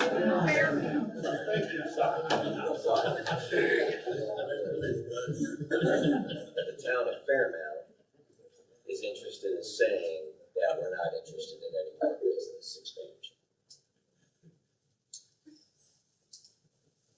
You heard from a family that is running this business on a daily basis. They're a local family.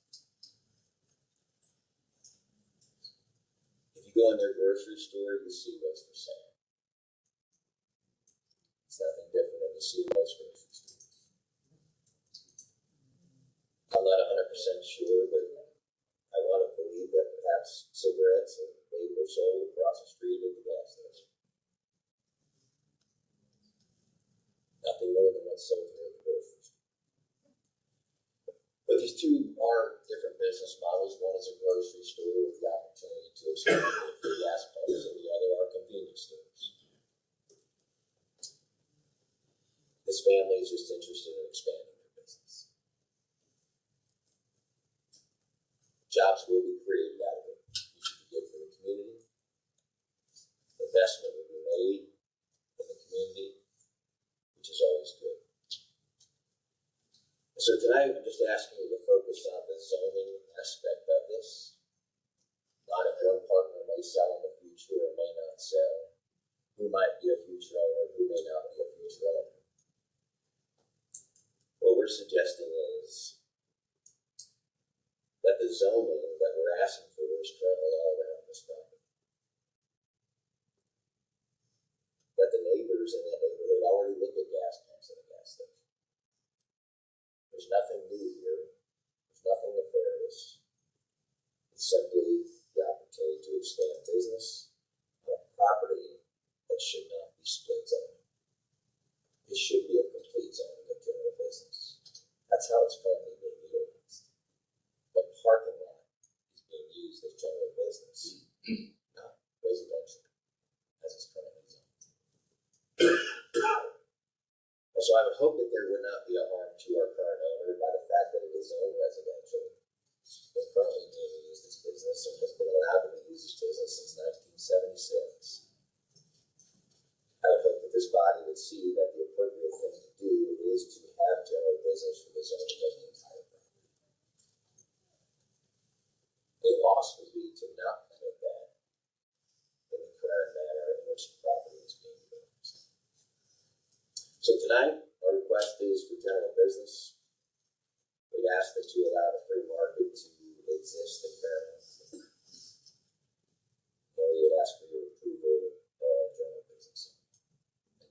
Any other questions?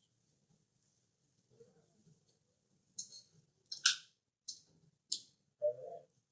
There's still some time left. Is that it? 5 minutes. 5 minutes. Anybody else have a question?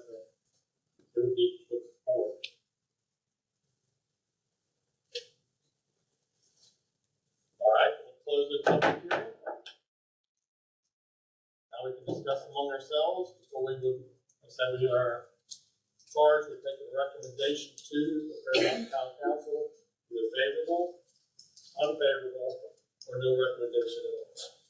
Those are three options that will be forwarded to their Fairmont Council.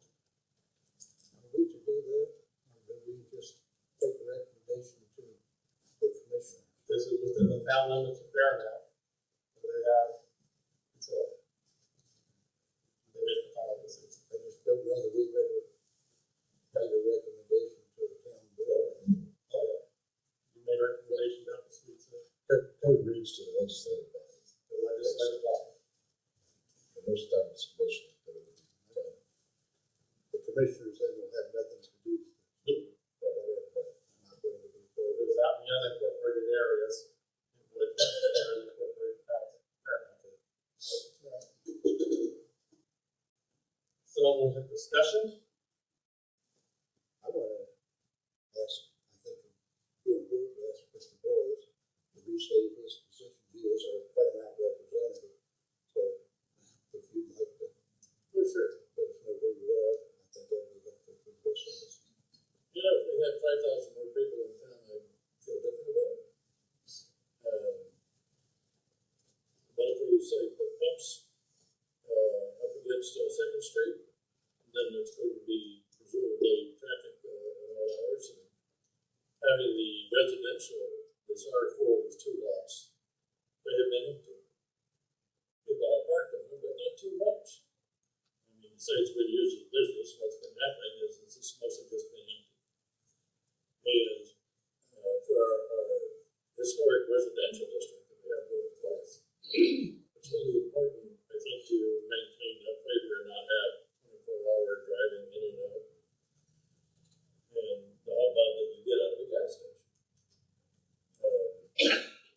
The notion that it's improperly zoned, it's like, it appears more that somebody overstepped the boundaries in using the property for business. When it was zoned residential. So I understand that, right? It's possible residential could pay over the lot, right? It's Well, why I would say it would be a mistake is because they own the whole property. So like you said, if they were numerous different parcels, they bought the whole property. They bought the whole property, but with the understanding that it's also already residential for that part. And Generally, at that point is when we would look to rezone to have the property be one zone district. It is very rare to have two zones. Two zoning districts. right, but the purchase of the property wasn't automatically that you were rezoning. In 1976, probably. I have a question. Was Fairmont in the area plan in 1976? Or was the town council in control of the whole thing? They were everything. They were. I've got 72 I've got in Maryland. Just one.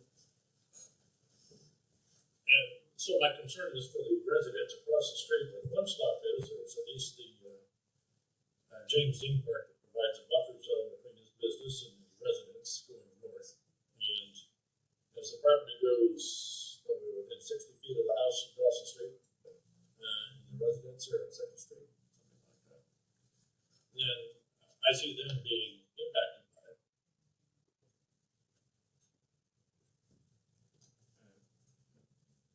Because with our population we have, I don't see the benefit of it to Fairmont. Because I figure we're going to end up with an empty gas station.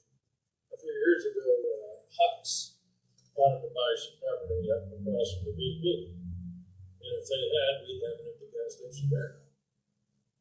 And it was a particularly very nasty thing.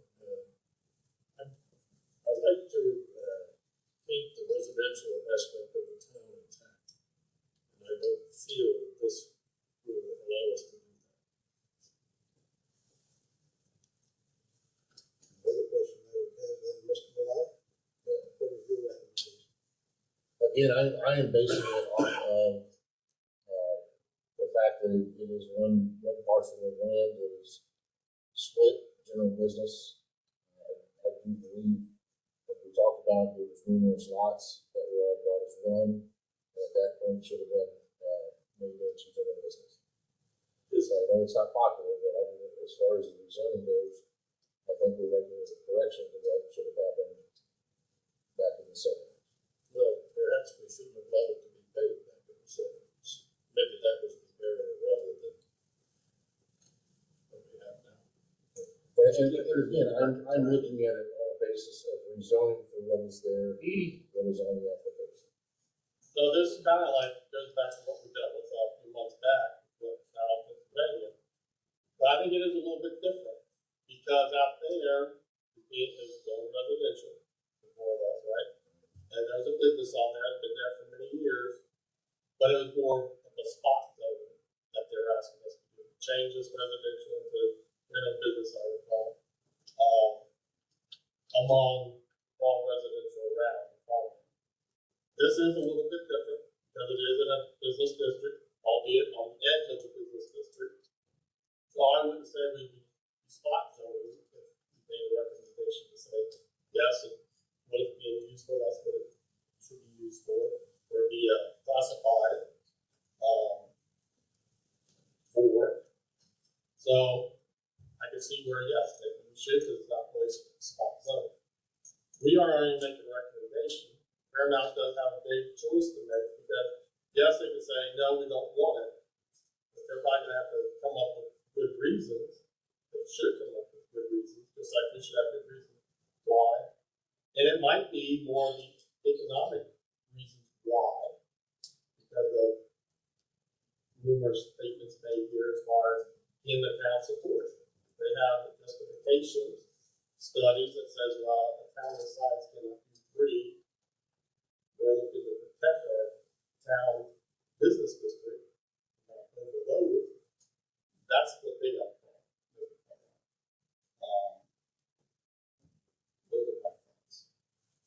Well, when we talk about it being used as business, it's just been, although it's paid, it's just been empty. There's nothing going on there. Occasionally, somebody will park there. But mostly, not. So it's just an empty lot, and we're zone residential, and it provides a buffer for the historic residential district going up Main Street. So I can't get excited about it. If we had, well, like across the street, we've got the James Dean, that provides a nice buffer, a nice transition, and there would be none here. I feel that the guy who lives across the street, wherever it is, would be taking his property values would probably go down should he decide to sell it. So, to me, it's not a good thing. Let that part to be decided. We're just deciding the zoning, right? Right. And the town of Fairmont ultimately would have to say so. They're the ones that do that. Well, this is just about the zoning for a business that's on one parcel of land. That's not applicable. But I'll say there's nothing there but pavement. There hasn't been anything there but pavement since they got paid. Occasionally there's a car. It is not in itself a business. And if we let anybody pave over residential next to a business and say, well, it's a good business because we're paved over it, I think that's letting them decide what the zoning is and not us. The business across the street is already zoned, like it's still zoned business across Main Street. To the end of that parking lot. But it doesn't go to the second street. It's in the first street. Right. And when people talk about longer than a Fairmont, with one exception, one or two people I can spot that have been there 73 years now. So I have an appreciation of what the town has been and what we'd like to continue to see it to be. That's just my opinion, like, that's for the town to decide. This is just about the zoning. Like, then just to pass this on to the town of Fairmont that's favorable or unfavorable, right? Or no recommendation. So all of that other stuff isn't really prudent. Well, if we, like I say, if we allow somebody to pay over something and say now, well, it's paid, we should be rezoned. What's the image control on that side? I'm wondering, we're here to represent the people, so to speak, from Westchester, the county in general, et cetera. The Fairmount, of course, is part of the jurisdiction for us. And there was a petition that was given, and there was 1,070 signatures on that petition opposing. 1,070 signatures in a community the size of Fairmount is a considerable number. A lot of votes. So it would seem to me that that needs to be taken into consideration too by our body. Most of us have nothing personal in any of this, but it's very personal to the people of Fairmount and families for them to have gathered that number of signatures. And that should not go without that. That needs to figure where we are at this point in time. So I think we would consider that along with the statements that have been made here. There were no petitions, for example, signed and given in favor of it. There were not a lot of people here to speak on behalf of it. So, and I presume that this number of people that we have here mostly reflect the signatures on the petition and opposition. So, again, just as we said, talk about what we're going to do, that should weigh heavily upon us. I would hate to think, for example, that Mr. Pritchard, who was new here, said, by the way, welcome.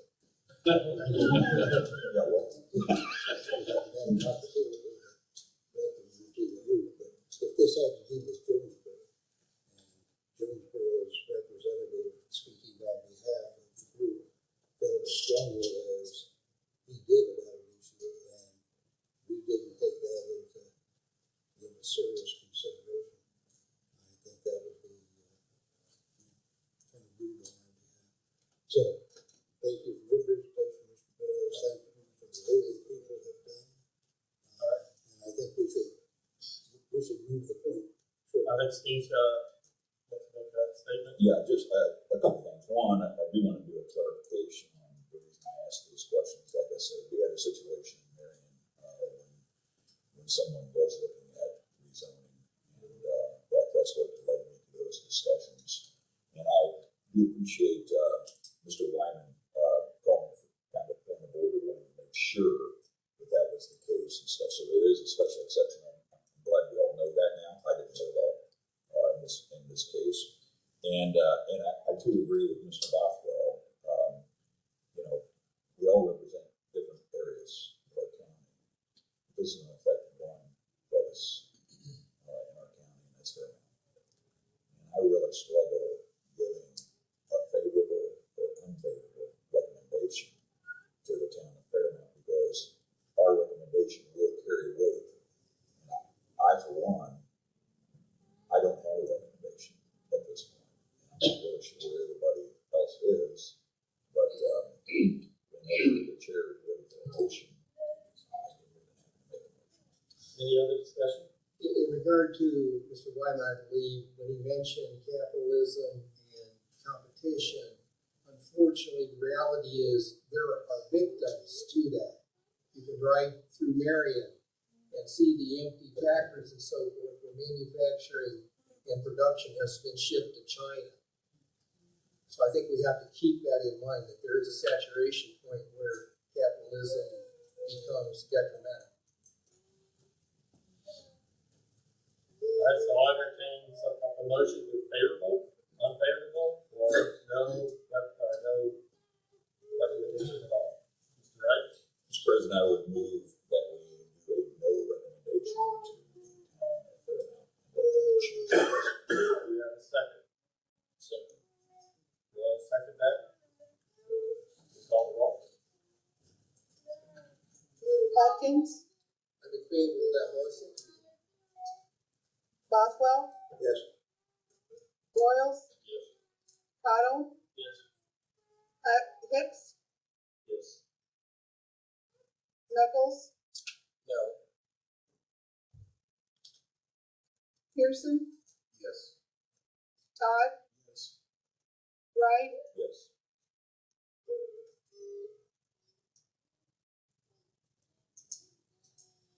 8-1.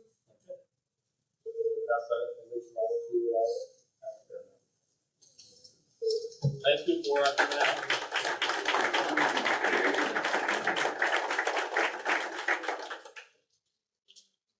Okay, moving on to old business, it's done, reports. Howdy, nothing on the little. Okay, Mr. Ryan. We got listed here, DCA rules and procedures. They're heading up to the rest of the issue there. Mr. President. Yeah, let, Actually, we'll take a 5-minute intermission intermission. there here. Wait. Is there anything we really have to go further with? We got lawyer, building inspector, budget coming up. Shouldn't take too long to go through. If you're ready to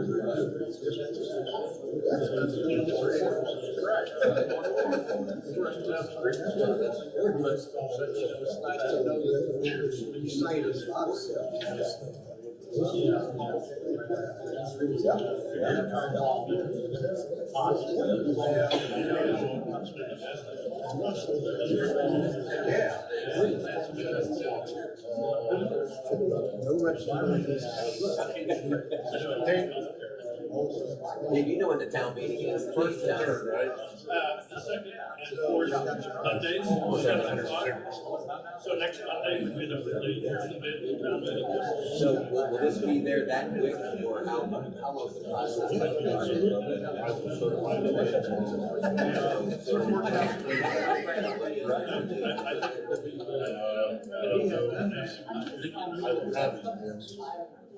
Will this be on your Monday agenda? I am not sure, but I imagine it will be. We've got, one of the things that would be a good time to either just to be sure. Yeah, I just want to make sure we're on the agenda, you know what I mean? That's right, actually, the contact the clerk's office and get yourself on the agenda. You should be able to do that between now and then. Make sure You've got, I don't know, by the time we certify it tonight, you've got 90 days. So they have to certify in 90 days.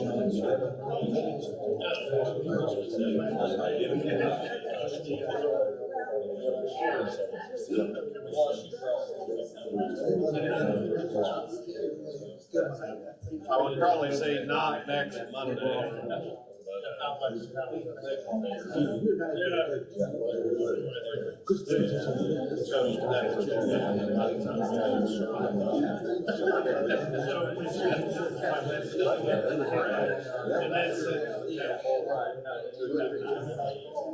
That's what I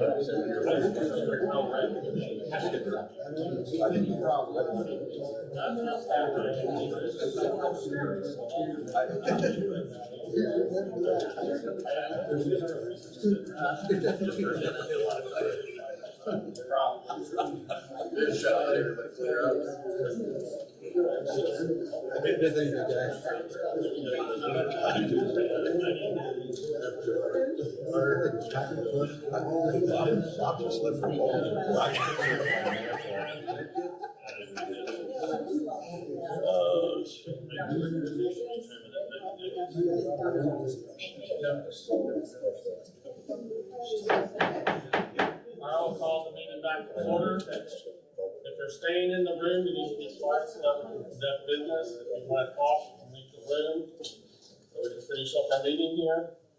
So Ryan, we're up to you. We got listed here BZA rules and procedures. They want to ask us. I'll try to be quick. One of the BZA is currently going through their rules and procedures. One of the things that they're asking to do is to do certified mail with a return receipt to all owners directly adjacent. So everyone that we make aware of the public hearing can actually do certified mail with a return receipt. We looked at the cost of what that cost in return, and that's the last page. If we put that versus 2022, it comes up to $1,290 as additional cost. In that fund, we normally would budget $500 for photo blueprints and legals, which is what that comes out of. This year, we upped that fund to $1,000 because of all the additional publications and stuff that we did last year for solar. Brenda had a great suggestion that we included into the cost.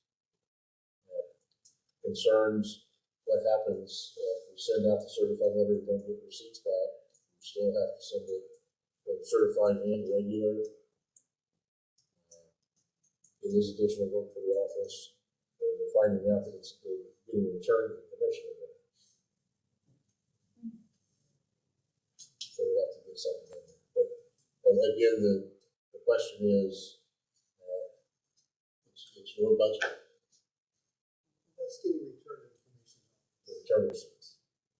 Which in turn, we give it over to you, correct? Right. Is that just the circuit of the mail? So we're sending it out 10 days in advance. But I think in the BZA meeting that Brenda made a recommendation that we attach it to the fee so it doesn't come out of our budget. Right, that's what I'm saying. We can do that. Yeah. But in the 23 budget, they've only got $1,000. Is that what you're saying? So you can up that next year to put it in. We're saying attach it to the fee of the applicant. But the fees come into us and then they're distributed, right? Is that, am I reading that So right? the certified letters we take up to you guys. Yeah, so the fees, that Mr. Atkins is talking about, I get what you're saying, and I want a clarification. The fees, even though we charge them, it goes into what fund does that go into? Certified, I think, stays with you guys. But that's what we take it. And so my understanding of the way this works, county council approves a budget, and if you go over that budget, then you would have to go in and do a special exception. So it's just saying I'd have to do additional appropriation. I'm sorry. So at that point, we would have collected, and that's what he would have to say, that those collections were done, but he would still have to go before the council and ask for additional appropriation, correct? Well, if we change the fee structure, here again, that is something that has to be brought in front of the APC, public hearing, and initiative. Well, not quite answering my question. But again, right now, all mail goes up to the mail room. Right. If if we take it up there certified, I believe we pay for it, using that, do we? Oh. We would have to make it a part of our fee, and then we would probably have to handle it certified. But my baby, I don't know what to do with that. The idea behind this is just to assure of notification. Correct. Code requires us to have that postmarked out 10 days prior. But as you guys know, with what we've gone through the last couple of years, we were at one point when they switched, first switched, and we're going down to the end of the back, we got people getting packets a day or two after the meeting. I don't think we're that far. I mean, I think it's gotten better. But I mean, it's still, if we have a meeting Monday, some people may not be getting their letters until Friday or Saturday.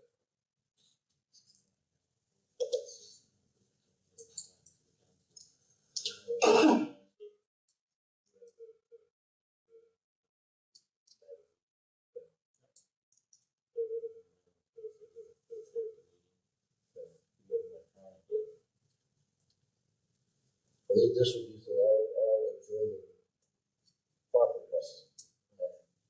So this goes back, so this is what BZA is requesting. So is that something that we would want within our committee? Anytime we have public hearings with adjacent, I mean, it should be consistent. This is above and beyond because the rules are, we just have to have it postmarked 10 days before. That is the minimum. It's going to be public. We have to have published 2 days prior. And then mailings, and then a sign is required for the property. So this would be going above and beyond. It's something we should do across the board as we go through it, and there are things too. Do we do it now, or do we build it in the beginning of next year? So we get all the details of that. Because yes, our budget is approved, but I think all monies that come in go to the county and then this goes back out. So it's not like we keep it in our little pocket. That's what I was trying to do. Right, so everybody, I have no all problem money with this. come in, I'm just goes to trying the to- county. But yes, I guess if we spend too much.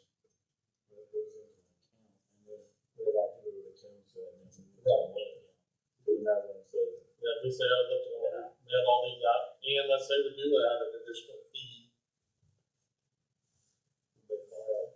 How much additional money are we anticipating that we're talking about, above and beyond what we've already done? If we take it versus last year, it would be an additional $10,290. What would it cost us last year? Above and beyond the budget that we have, what do we have budgeted? Last year we had 500 budgeted, and we actually got an additional 500 because of all the publications we were doing. So we've got $1,000 right now. This year I did 1,000. Okay, and so it's going to be $1,290, or is it going to be an additional $1,290?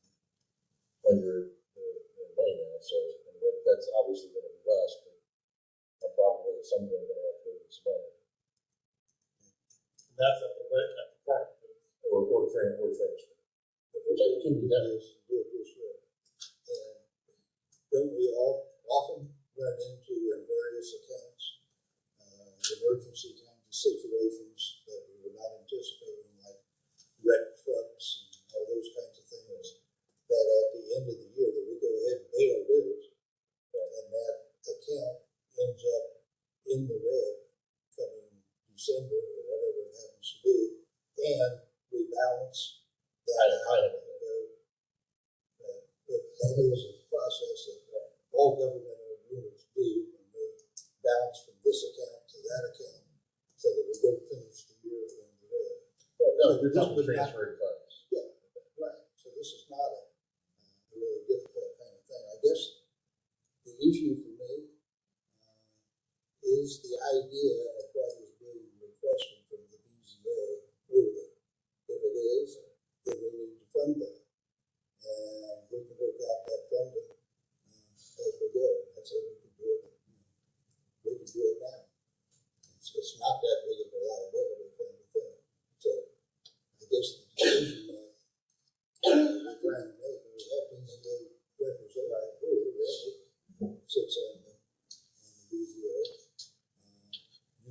apparently thought that this was approved, that this was appropriate and important. So I would say, I would move that we support. Just a question, what you said made a lot of sense to me when you said, should we be across the board? So if the APC sends out anything, should we be doing the same thing as the BZA? If they're feeling, we probably have the same issue with notification, if that's what they're feeling. I know we had some rough times over a year ago, 2 years ago. I'm not too sure now how it is. I know overall, the last public hearing we had, the gentleman said he's only got like 4 days before, right? Well, 6 days to get to. So my question would be, do you have any kind of numbers that we could take a look at on that? Well, I think that chart there shows it all, right? Yeah, that's. Well, this is both Combined. combined. Oh, I'm so sorry. Yes, I see it now. I'm so sorry. So a final question would be, if we sent out 10 certified letters, and we only got 4 back, and 6 didn't respond, does that? I mean, you sent the notice, it's the way you want to do it. The problem is, I know that legally you can use certified mail. I don't like to do it because you get a lot of people don't do it. There's a lot of inconvenience, especially if you're in that time frame, if somebody's not home, they get home from work after 5, and you gotta go to the post office to sign for it. I mean, so that would be a concern to me, especially if you're talking about a really short time frame, when you get it. They can say, well, I don't go to the post office till Saturday to sign, the hours. I mean, you can do both mailings, you can do certified and regular mail, but obviously that's more cost. But if we don't get a return receipt, that doesn't really affect us. Well, that won't, but I mean, there's no notice. I mean, you would kind of know that. I mean, if you're not getting it. I mean, sometimes the post office loses it too. But we would have done our best. We would have done everything we could. I'd move that we support it. Across the board is suggested that we do it. For us and BZA support. Go back to that for additional preparations as needed. That's Or transfer stuff around. Transfer would be a good. Try to see what works, but that would be next. I can see what the response is. I make that motion. Okay, we have a motion on the floor. We have a second? Second. There's a second. You move to certified mail? Yes. On future public hearing. A text amendment change and a change to our fee schedule. So, Well, I think we're just we'll have to deal with the fee schedule separately, because that's adjustment to fees that has to go through the public hearing. that's what I'm saying. Are we approving this to a public hearing? I think right now we're just gonna take care of sending it this way, right? We're in discussion phase here. Change it to send it certified mail. Not change the fee schedule. So we get analyze and see if we should throw it in there. Because we have to have a public hearing to adjust that.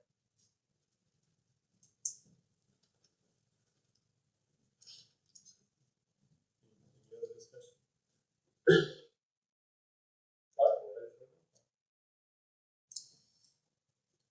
Atkins, Yes. Boswell, Yes.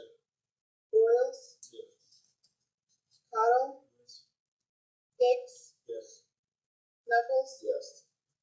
Pearson, Yes. Todd, Yes. Wright. Yes. All right, next item we got for us, Brian? Next one, just real quick, is again, a reminder, we have BZA's getting through rules of procedure. Some of those changes, again, will be text amendment changes to the ordinance. We're not to that point. I think we're probably one more meeting. And it'll be the same for, they've got one chapter basically, they're 37-7-4900, and we're the other 15 chapters, so ours may be just a little bit larger than we can tell us.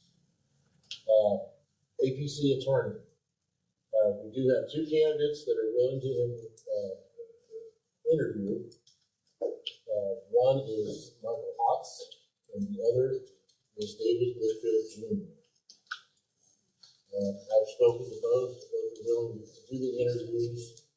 Their common concerns was one, pay, which we're aware of, and both discussed meeting attendance. Both are available, but may have some conflicts.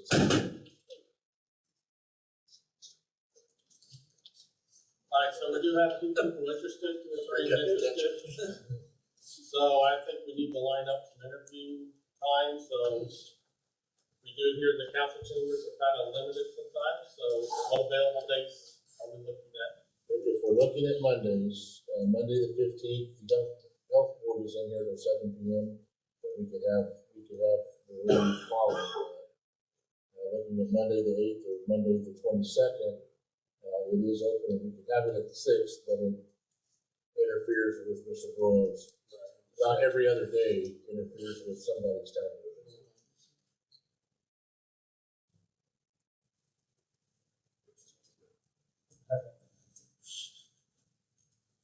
Yeah, I think about 15 seconds.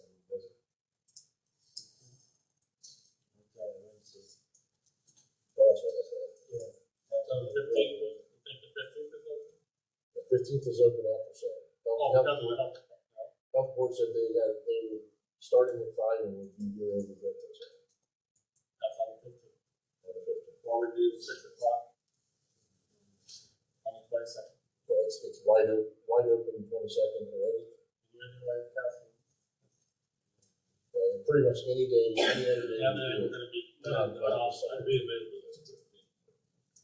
Then it'd be 7, half hour, so for each one.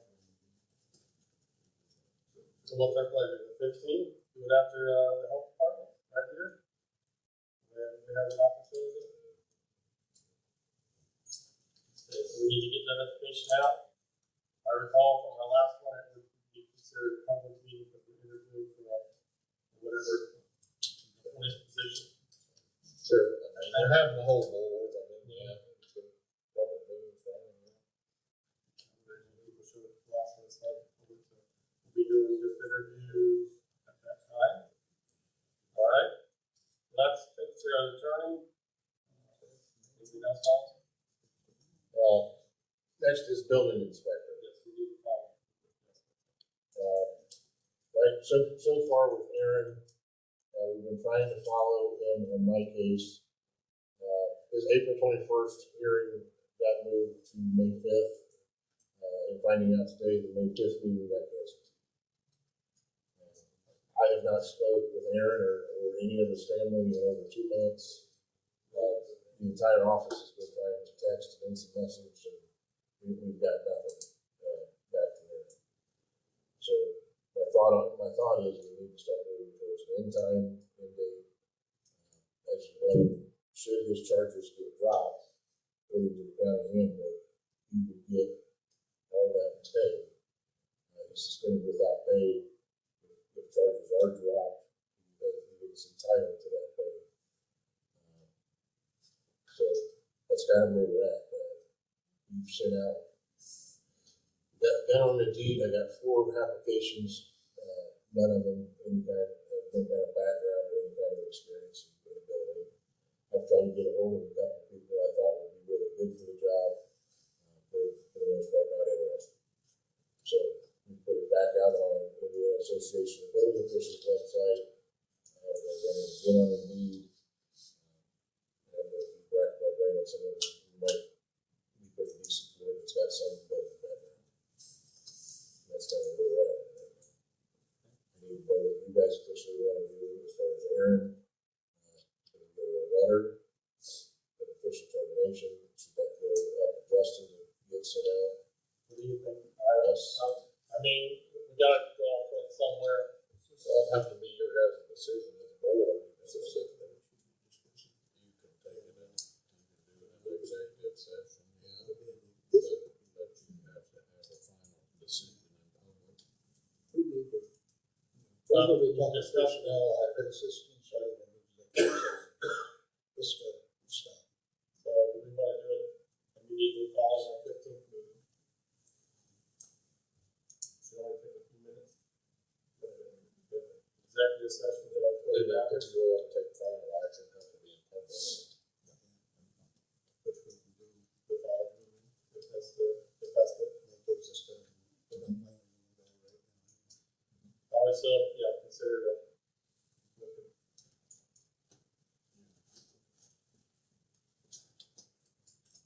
Anything else, sir? I just wanted to note, with the budget's coming up in June.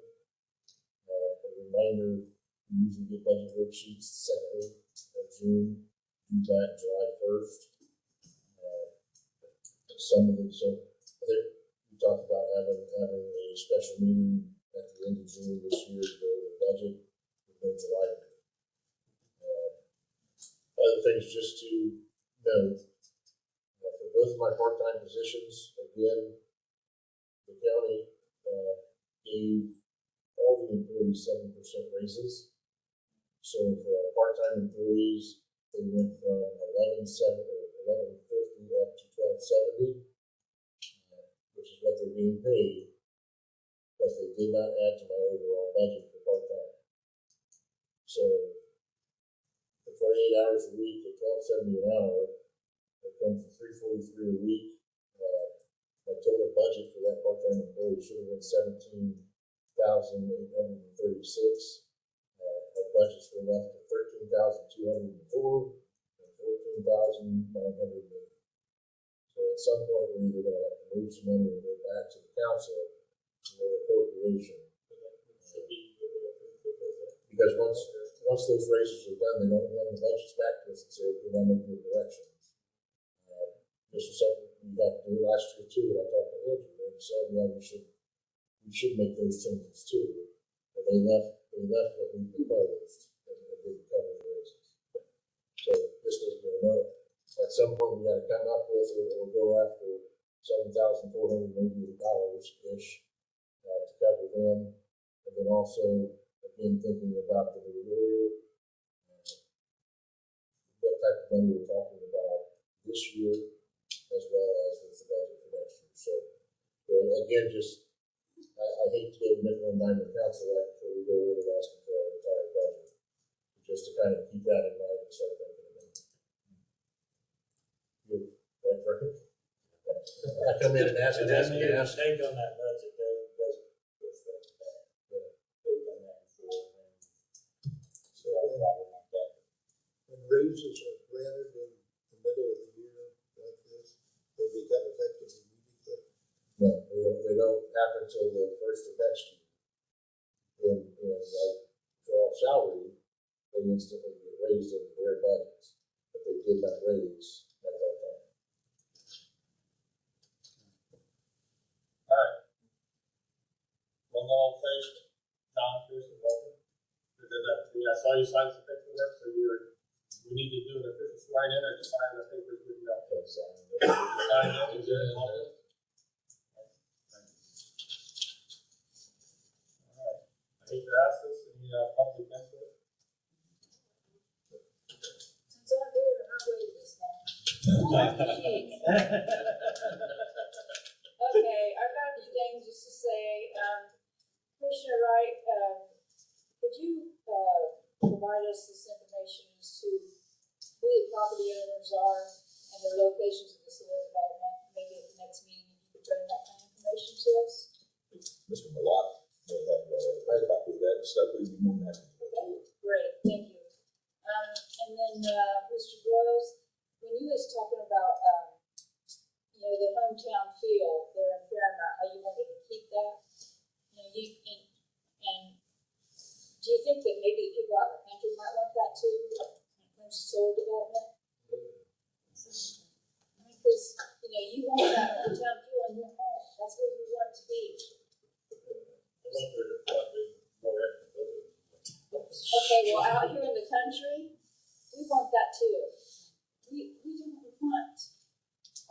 city and those kinds of things out where we are. We wanna keep our hometown. I mean, it's not even in the town. Right, you wanna keep the country feel, because that's why you live there in the first place. That's right. We wanna keep We've got that, but we're also having to balance that with the fact that we're moving into the 21st century. And we've got a whole bunch of people on the planet that we didn't have when I was a kid. Well, we have a bunch of people that's gonna need to feed, we want to feed too. Exactly. You know, and if you take away our farm ground, you know, we can't be doing that kind of thing. There's gonna be a balance, and I'm not sure what it is. I would love to see if we allow that warehouse to require them to put solar on top of the warehouse. They're doing that in Lowe's. Because they are covering so many acres of ground. You might as well double dip it and let's put solar on top of the warehouse. Yeah, put solar on those buildings like Lowe's is starting to do. But this isn't a solar. I know, but public input, so I got it, you know. You got it in there. I got it in there, that's right. And then also, you're the new Jonesboro. Yes, You live in Jonesboro? I live inside Jonesboro. Okay.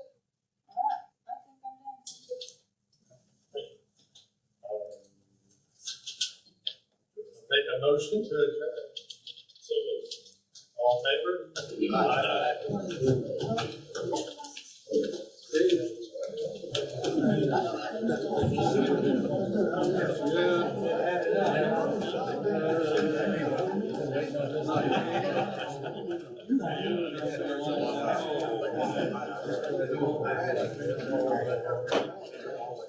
I can only imagine